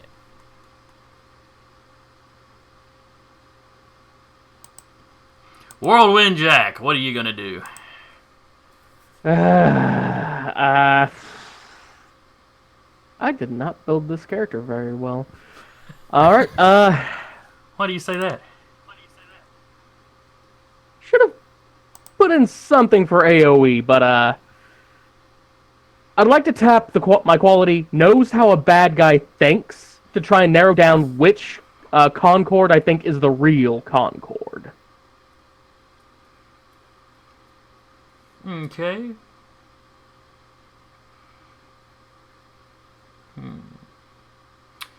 Alright, give me an awareness. At +2 for using the quality. Let me see, what rank is this illusion stuff?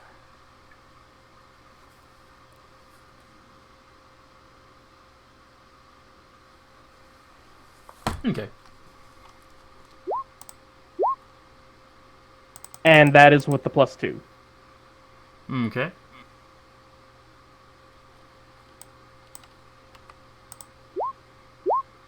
Ah, dang.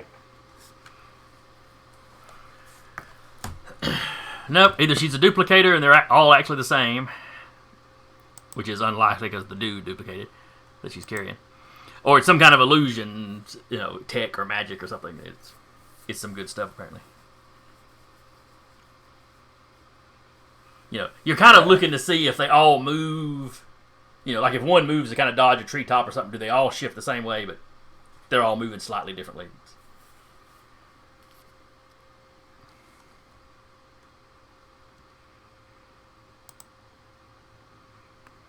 If I'm still able, I'd like to pop a shot off at her. But I think that was my turn. So. You can fire at one of them, but there are, there's dozens of... Yeah.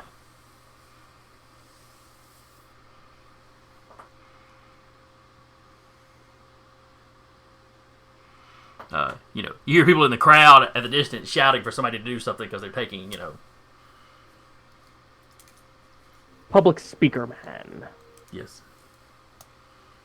They're taking him away.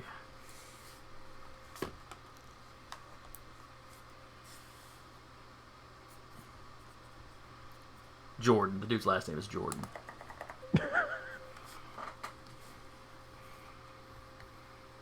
Snapdragon. All right, so I was able to disarm one of them. So we still got how many of the troopers are still firing into the crowd? There's one of that crowd left, though he was firing at you the last time he did something. Oh, okay. In that case, I will. And how many are still firing? Oh, that one was firing at us. There's one firing at you. There's two that's firing at Land Shark. I see. I almost called him Shark Boot. Oh, it's the ammo game. We're doing the ammo game storyline. Muckboot might have shark boots. Oh. Let's see. What does Snapdragon want to do? I'm picturing him in his hat and his coat with a snorkel diving into the water with his smoothbore rifle. I think she's going to try to. Can she try attacking the firing? Like maybe trying to fly at the trooper defensively, and then once she gets close to him, try to actually just like attack, like slash the weapon in his hand, even as he's firing it with her claws. I think that's possible. Yeah, you're basically going to attempt to like disarm him or something. Yeah, okay, we can do that. How should I roll that? Should still be prowess. If you have any martial arts or anything, we'll still count that in. Oh, great. No, I'll just roll it as a strike roll. Let's see.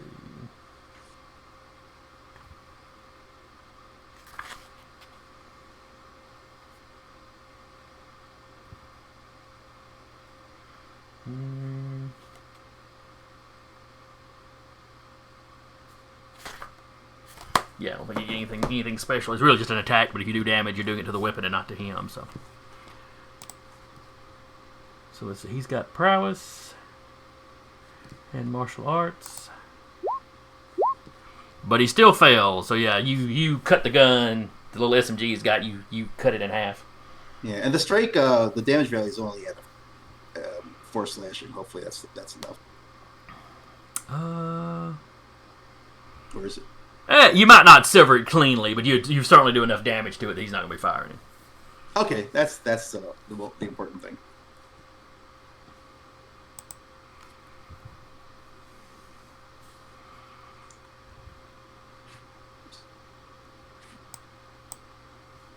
Oops.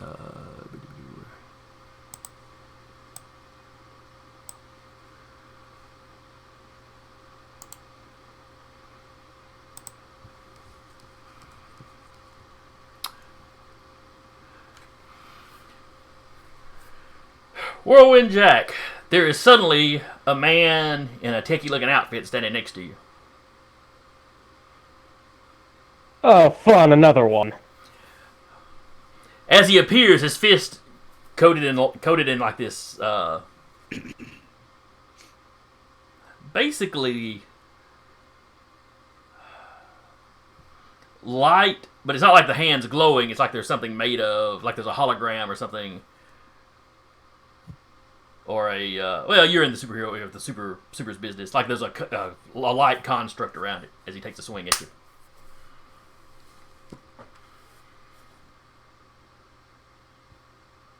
Let's see, his prowess is a 3.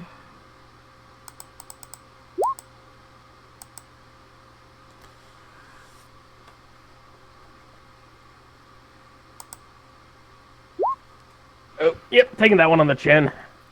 Alright, but it's not a major success or anything. It's 5 points of damage. And give me an intelligence check to see if you recognize this guy.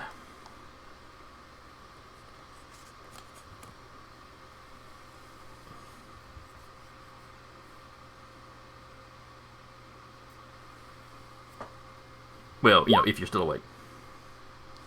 Yeah, just barely, though. I'm seeing stars. Oh, right. Gotta roll a difficulty.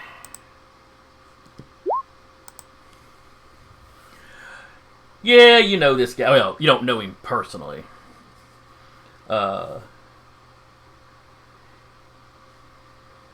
He's a villain with a, again, villain for hire. He's a villain with a known identity. His actual name is Connor Masters. Or, excuse me, Graham Masters. He goes by the very creative name Hologram. He actually puts a hyphen in there between the Hollow and his just first name. He didn't try very hard with his secret identity. Best you can recall, worked for a tech company. They did him dirty, or he thought they did him dirty. He stole what he was working on, you know. Classic tech villain origin. But in addition to light constructs, you know he does a lot of illusions, holograms.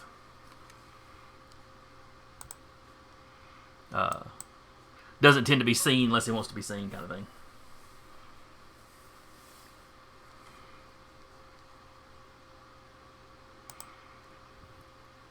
Landshark.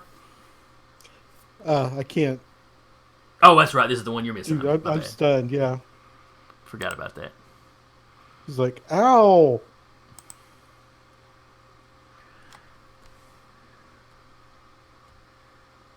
Let's see. How fast does she fly? I think that's at least fast helicopter speed.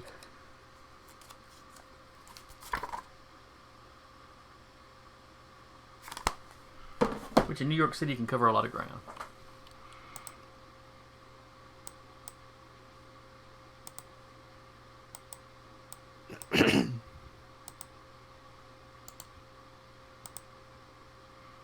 Alright, now why can I suddenly not? Ah, there it is, okay. I was on the wrong layer. So yeah, she is out of the park and in and amongst buildings now. In every direction. Oh man. It just means this may be a two-party. I might have to track him down next time.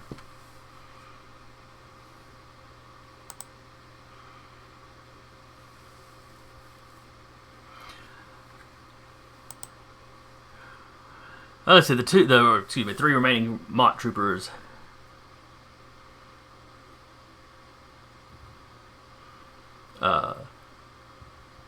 They start backing away from all of y'all. The asset is secure. Withdraw.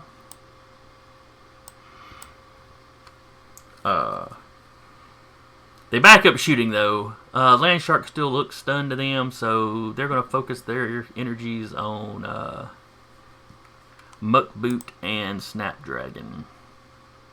The red guy here whose gun just got cut, he brings up his gauntlet and fires a dart out towards Muckboot.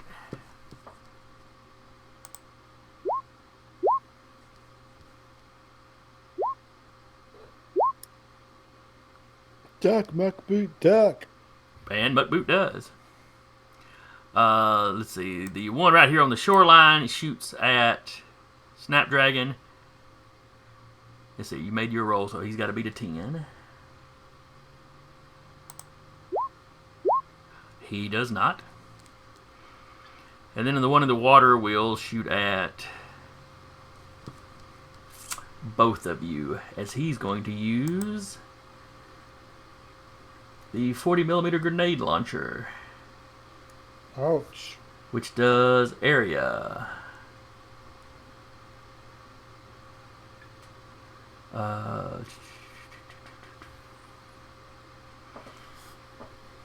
pardon me.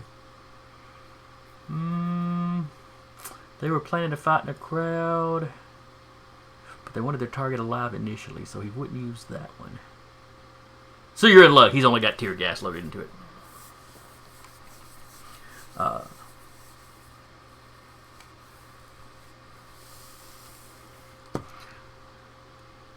So he drops a tear gas canister there. Give me strength rolls to resist the effects of the gas.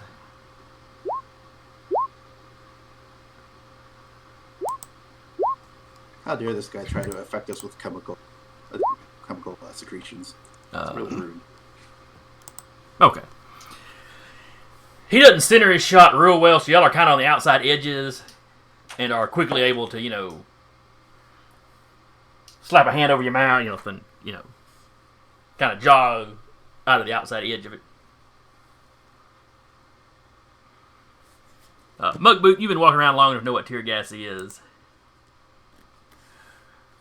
Snapdragon, he pointed a weapon at you. You figure this fog is probably bad, so. Mm-hmm. Apparently, they have mechanical means of producing pheromones. And you catch enough of a whiff of it to realize it's unpleasant, makes your eyes water a little bit, but you get out of the cloud before it can really put any negative qualities on you.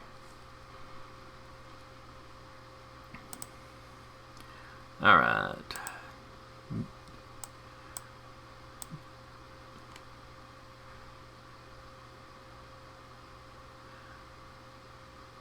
I don't know. I'm going to assume Fort Clinton is an actual building that they could probably huddle in.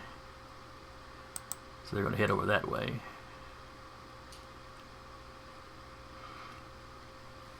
And then it is Muckboot. So if I turn around, do I see this hologram feller? Yeah, he looks like he's in fisticuffs with some guy in a green shirt.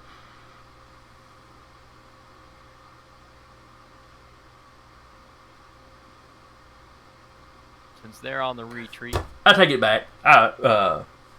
You think he's the guy that snatched the speaker off the podium. Because when that happened, you would have glanced over and you see him kind of landing the guy. But you saw the speaker pat him on the shoulder, so you didn't figure that was an aggressive move on his part. And yeah, there's somebody in obviously, technology, tech suit punching him. Alright. Then at first, Muckboot will turn to Snapdragon.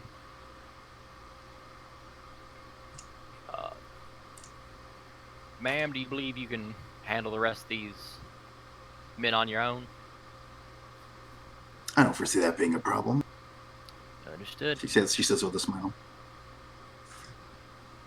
Stay safe. I'm gonna go handle this other metallic gentleman that has appeared. Oh yeah, that guy'd be off the map with her. He'll pop up.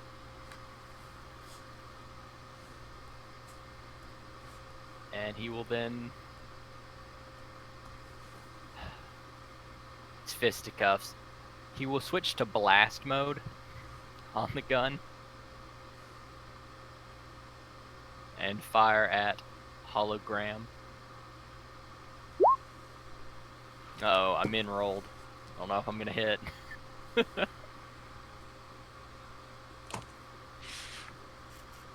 Alright, so his coordination.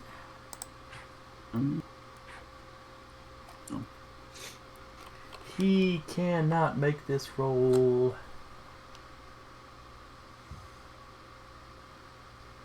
Oh man, him getting the fisticuffs was a bad idea. This is the one thing. He ain't even I- got specialties that help him out in a fight. In fact, I seriously question this. This is a pre-made character, so I'm seriously questioning the specialties chosen for him. Maybe he's a rookie villain. It makes sense. Anyway, I digress. Oh, he rolled max though, so you know it's just a moderate success, but that still does your damage to him. 6 damage. But no bullet. So good for you.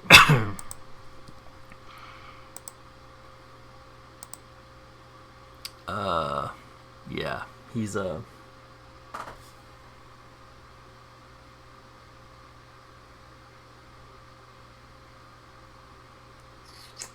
Yep, he has got no actual armor in his suit, so and he has exactly 6 determination. And you said you do 6 to him, right? So he appears, punches Jack by surprise, looks smug for about 2 seconds, and then the energy beam just, and he's laid out on the ground. His suit sparkling.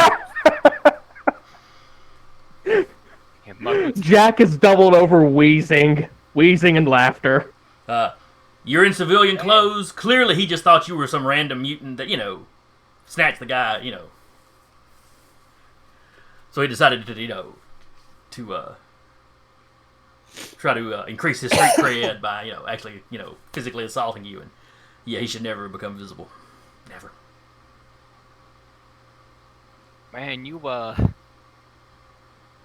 keep fine boys like you, I think I'm gonna get a little bit of a big head. The couple of Concords that are still in sight, most of them have ducked around buildings. The couple that are in sight fade out. Verifying that he was the one that caused that illusionary effect with her.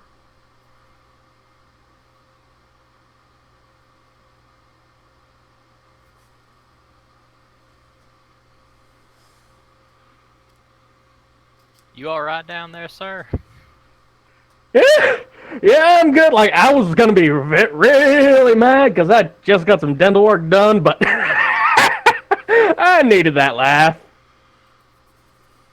Happy to help. And that'll be my turn.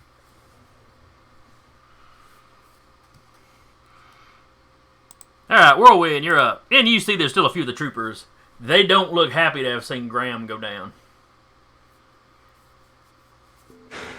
I'm gonna pop an airburst off at this fellow right down here. Alright.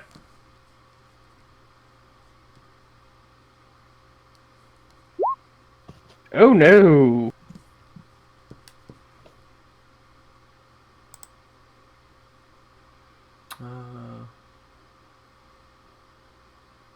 Oh, that's weird. I must have shut the trooper's character sheet. Oh, that was dumb. Alright, so coordination.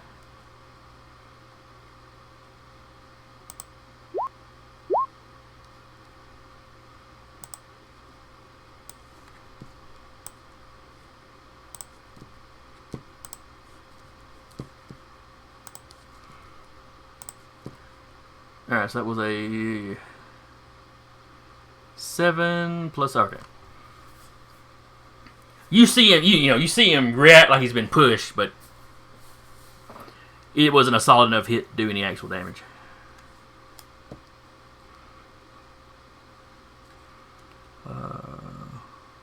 Yeah. Snapdragon.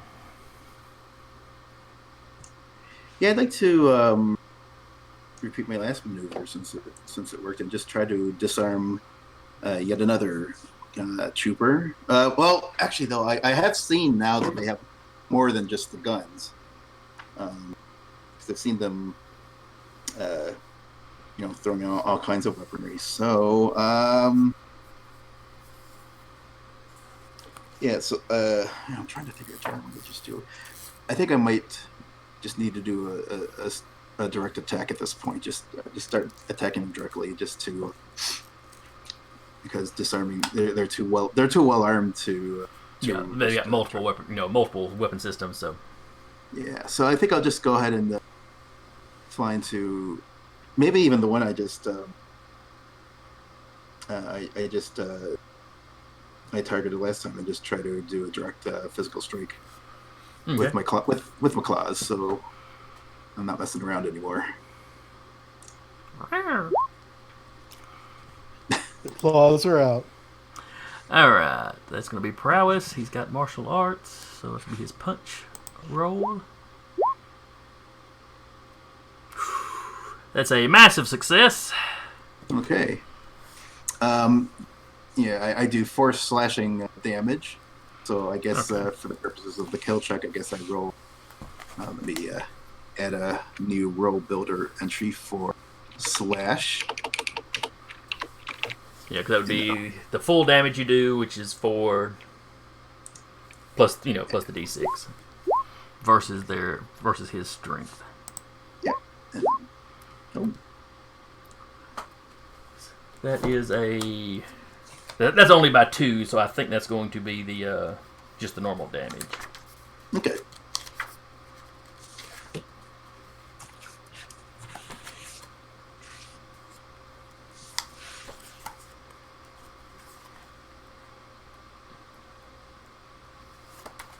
Double check that to make absolutely sir. Killing, failure, or marginal. No, moderate does reduce him to 0.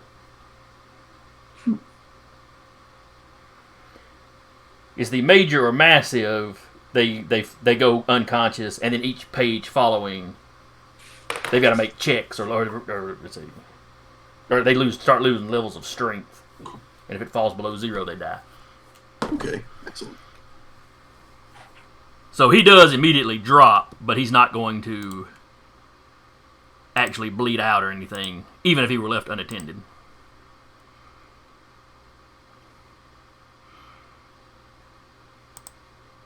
Let's see. Then it's Hologram's turn. He drools out of the left side of his mouth. Landshark. All right. You shake it off. I shake it off, and there's still one up next to me, isn't there? Or nearby me? There's the one on the shore right here, and then there's the one in the water. It's only about thigh deep, but he's in the water. I will punch at the guy on the shore first. Okay. Because, well, you know.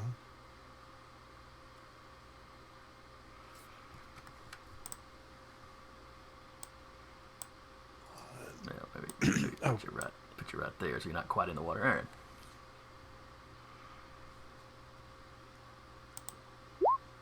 There we go. He rolls his 8.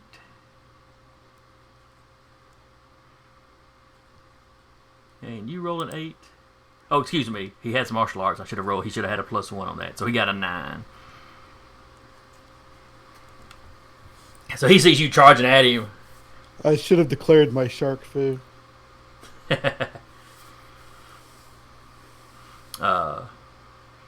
So yeah, you charge up on it, you take a swing, he ducks under it.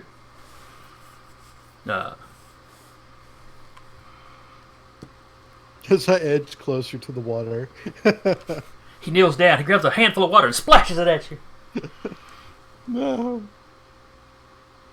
That does bring up the question: does land shark shower? Yeah, he's not really afraid of getting wet. It's more drowning. It's open bodies of water. Yeah. You're right. If he's afraid of drowning, showers probably wouldn't bother him. All right, Concord's gone. Mott troopers.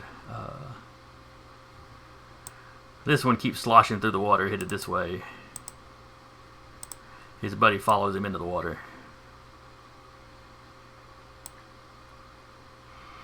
Both of them are going to shoot at Land Shark. They are combining for damage to see if concentrating their fire they can overwhelm his defenses. So do I roll to dodge twice or what? Yes, roll dodge twice, and they've both got to hit you to get the damage bump. All right, the first one didn't make it, and the second one didn't make it. So they both miss. Not that it matters. If only one of them hit you, the weapon doesn't do enough damage. But they'd have been better off using their stun blasters again. But you can see their spirits are broken. They're in kind of panic. We need to get out of here mode. That's right. Sharks are scary. As the top of the order comes up again, you see a helicopter come shooting over the park. It's got a symbol on the side identifying it as being part of Spear.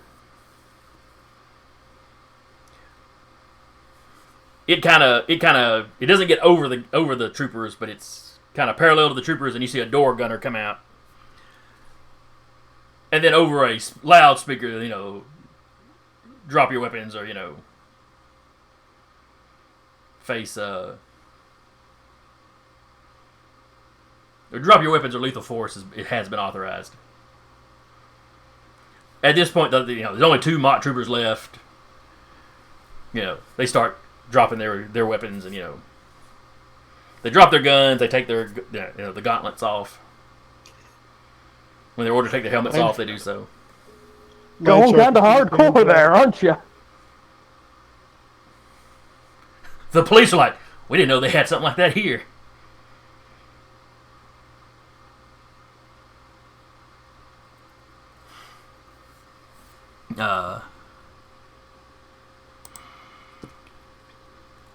The chopper, the police come up, they take the men in custody, they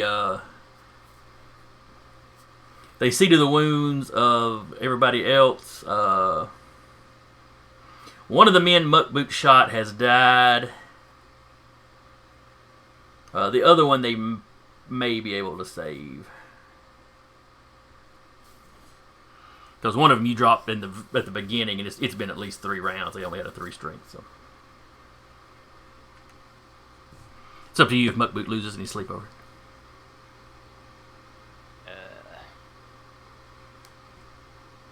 Nah, Muckboot ain't gonna cry over no child murderers. There were only a few children in the crowd. Not specifically shooting at. Though if he's read anything on their history, I don't need to. Cowards come up in the water and just start shooting at people. I like that. The dog started barking. That cat jerked up.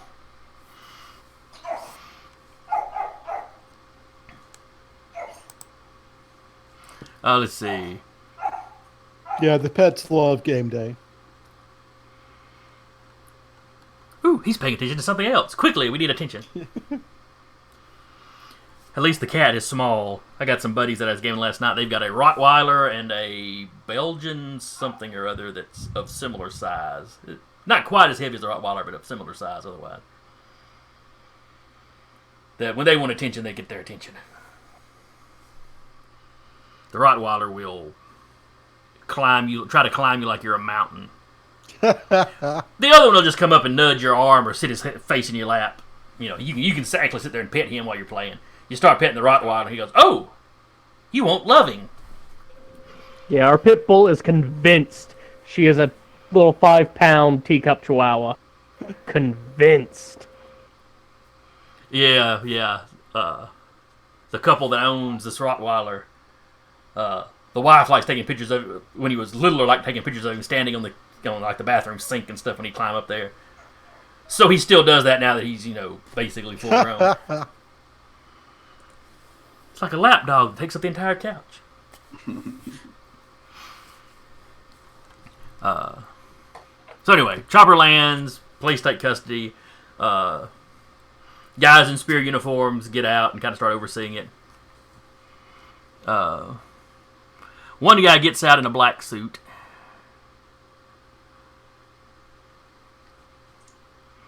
Let's see. Do I still have his picture handy?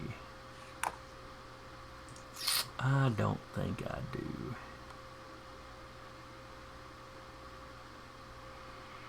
Think a typical kind of MIB looking guy,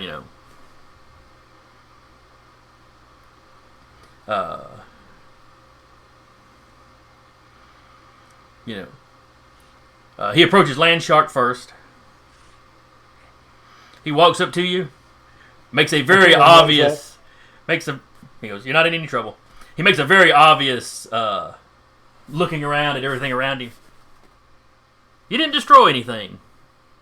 Better job than usual. No. Not at all. You recognize this man as Agent Davis. He's been an agent that's given you dressing downs before when you've screwed up. You don't like him. He's very threatening when he talks.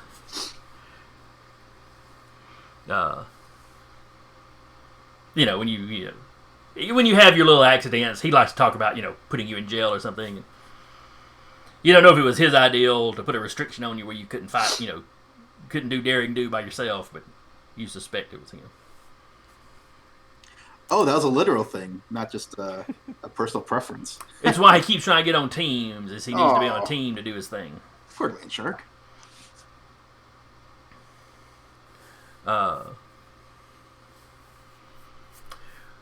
The last time you played Muckboot, Taylor, did Muckboot give his actual name to the police, or?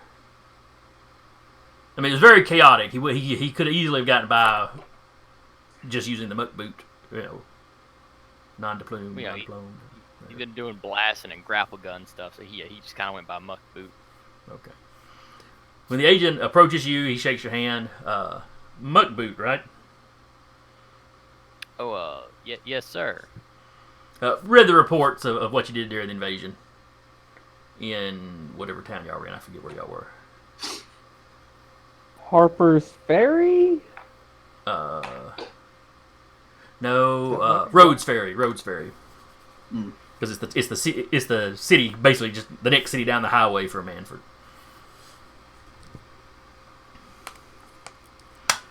Where there were, where Landshark had an accident but was able to blame it on the invaders.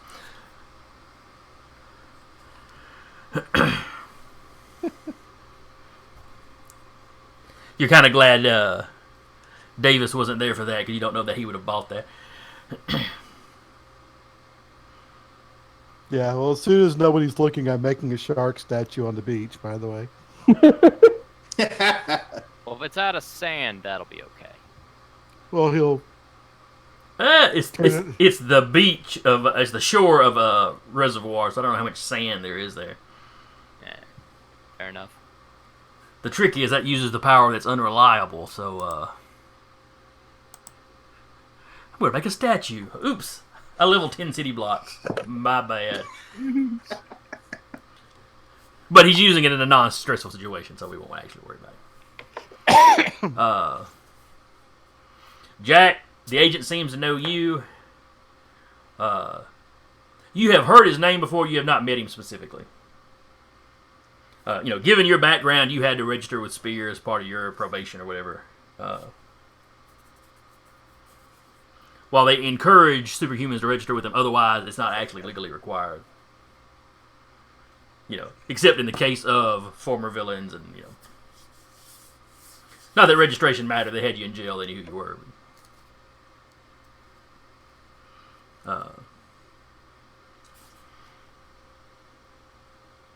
He doesn't shake your hand. He just looks at you. You let her get away with him. I'm sorry if my power set wasn't exactly up for the job. I'm not a professional superhero here. I was just kind of in the right place at the right time. Yeah, you used to be a professional villain, but I don't know that your powers were up to that job either. Yeah. Oh, wow, I guess you're a professional dickhead, aren't you? Not too many villains get taken out with one bullet in Milwaukee. I'm just saying. It's like he really is. Hey, man, how much do you weigh, by the way? I mean, you look like a pretty slender guy. Just wondering how many city blocks I could fling you. It's funny. I was wondering how many decades I could lock you up. Then he turns to Snapdragon. You, I don't know. Yes. Well, what I do know is that you don't seem to show much respect for your champions. Anyway, you can call me Snapdragon. I was perfectly polite to the heroes. He gestures over to Mukboot. Your friend over here is, a convicted felon and former costumed villain. I did my time! Yes, Time? you did your time. And you let him live? Huh. Wait, what? His head's still attached to his shoulders. Huh, curious. The agent guy looks at you. Where are you from? I don't recognize that accent, and I usually recognize accents. Yes, I am from the land. I am from Rhinum,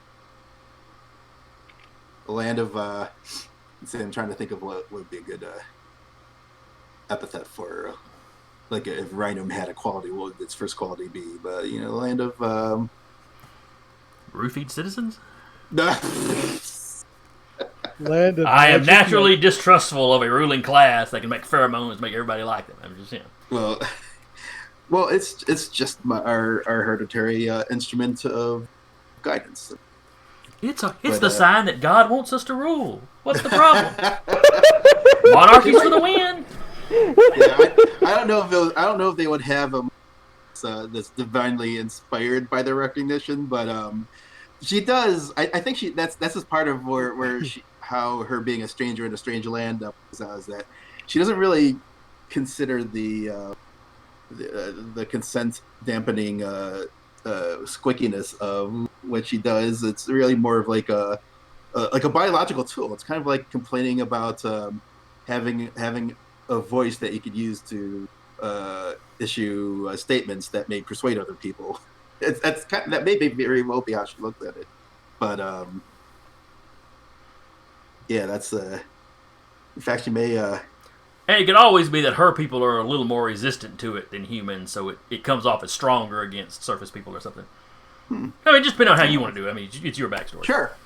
Sure, but I'm just thinking her different cultural understanding of things would probably crop up once everyone addresses the fact that I don't know if people would have been able to figure. I mean, because pheromones. I mean, you don't in the real world. Pheromones aren't really things that you can tell, right? You don't actually. Some animals have much stronger reactions to them than others. Humans, you could hit us in the face with a bucket full of the stuff, and it's kind of like whatever. Okay. Yeah, that's a good point, though. I mean, animals do admit, you can usually tell an animal musk. But that's what makes it a superpower, is the fact that you've got it on a level that affects people. Right. But we'll leave that for later determination. But no pun intended. But yeah, she introduces herself as Snapdragon. She wouldn't necessarily bust out the royal title right away because, and I'm still. She's trying to blend in with the commoners. Yeah. Also, I'm also not decided as to whether the family actually knows that she's is she a runaway, or is this like her version of Rumspringa, where they just let her run rampant for a little while before she buckles down and becomes a proper princess? But I'll play that close to the vest as long as the story permits. But she would simply introduce herself as Snapdragon. But she will give up the country's name, so her land's name. He kind of nods his head. Doesn't ask any more questions about.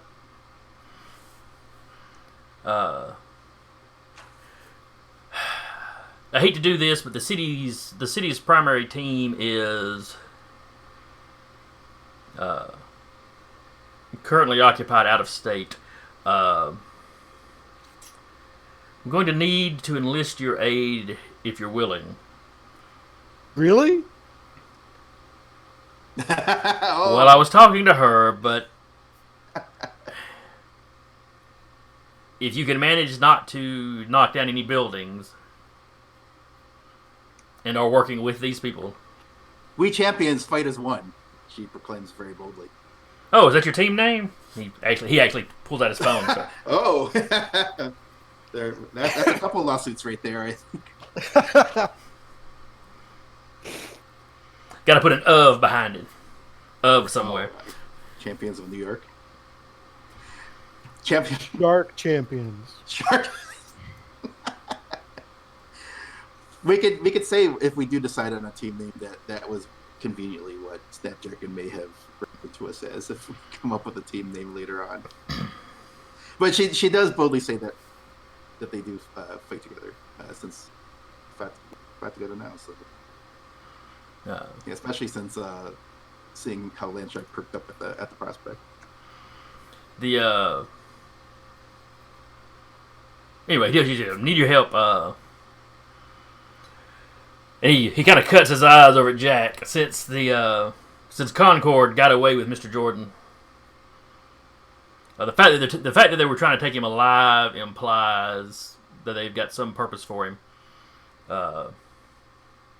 Might just be to make a better example of him in some gruesome fashion. Mm. But it's not going to do human mutant relations any good if something happens to Jordan. He is quite the spokesperson. And some of the rest of you already knew this. He is pegged Snapdragon as from somewhere else.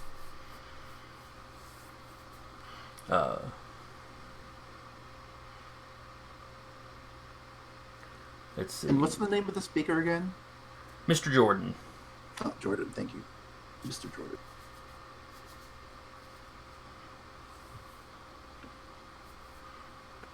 Part of me wonders why you don't just call in your big guns, but I'm not gonna lie, I feel like crap for her escaping, not me letting them get away. So yeah, I'm not leaving here until he's safe.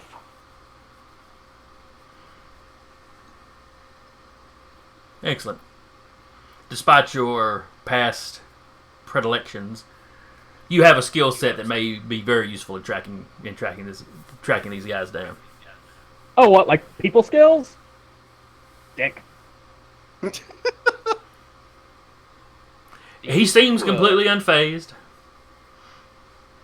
That's kind of been your everybody that's interacted with him. That's kind of been their thing. Is he's very straight laced. He will stand there very calmly in the face of insults. He'll occasionally shoot at people very calmly.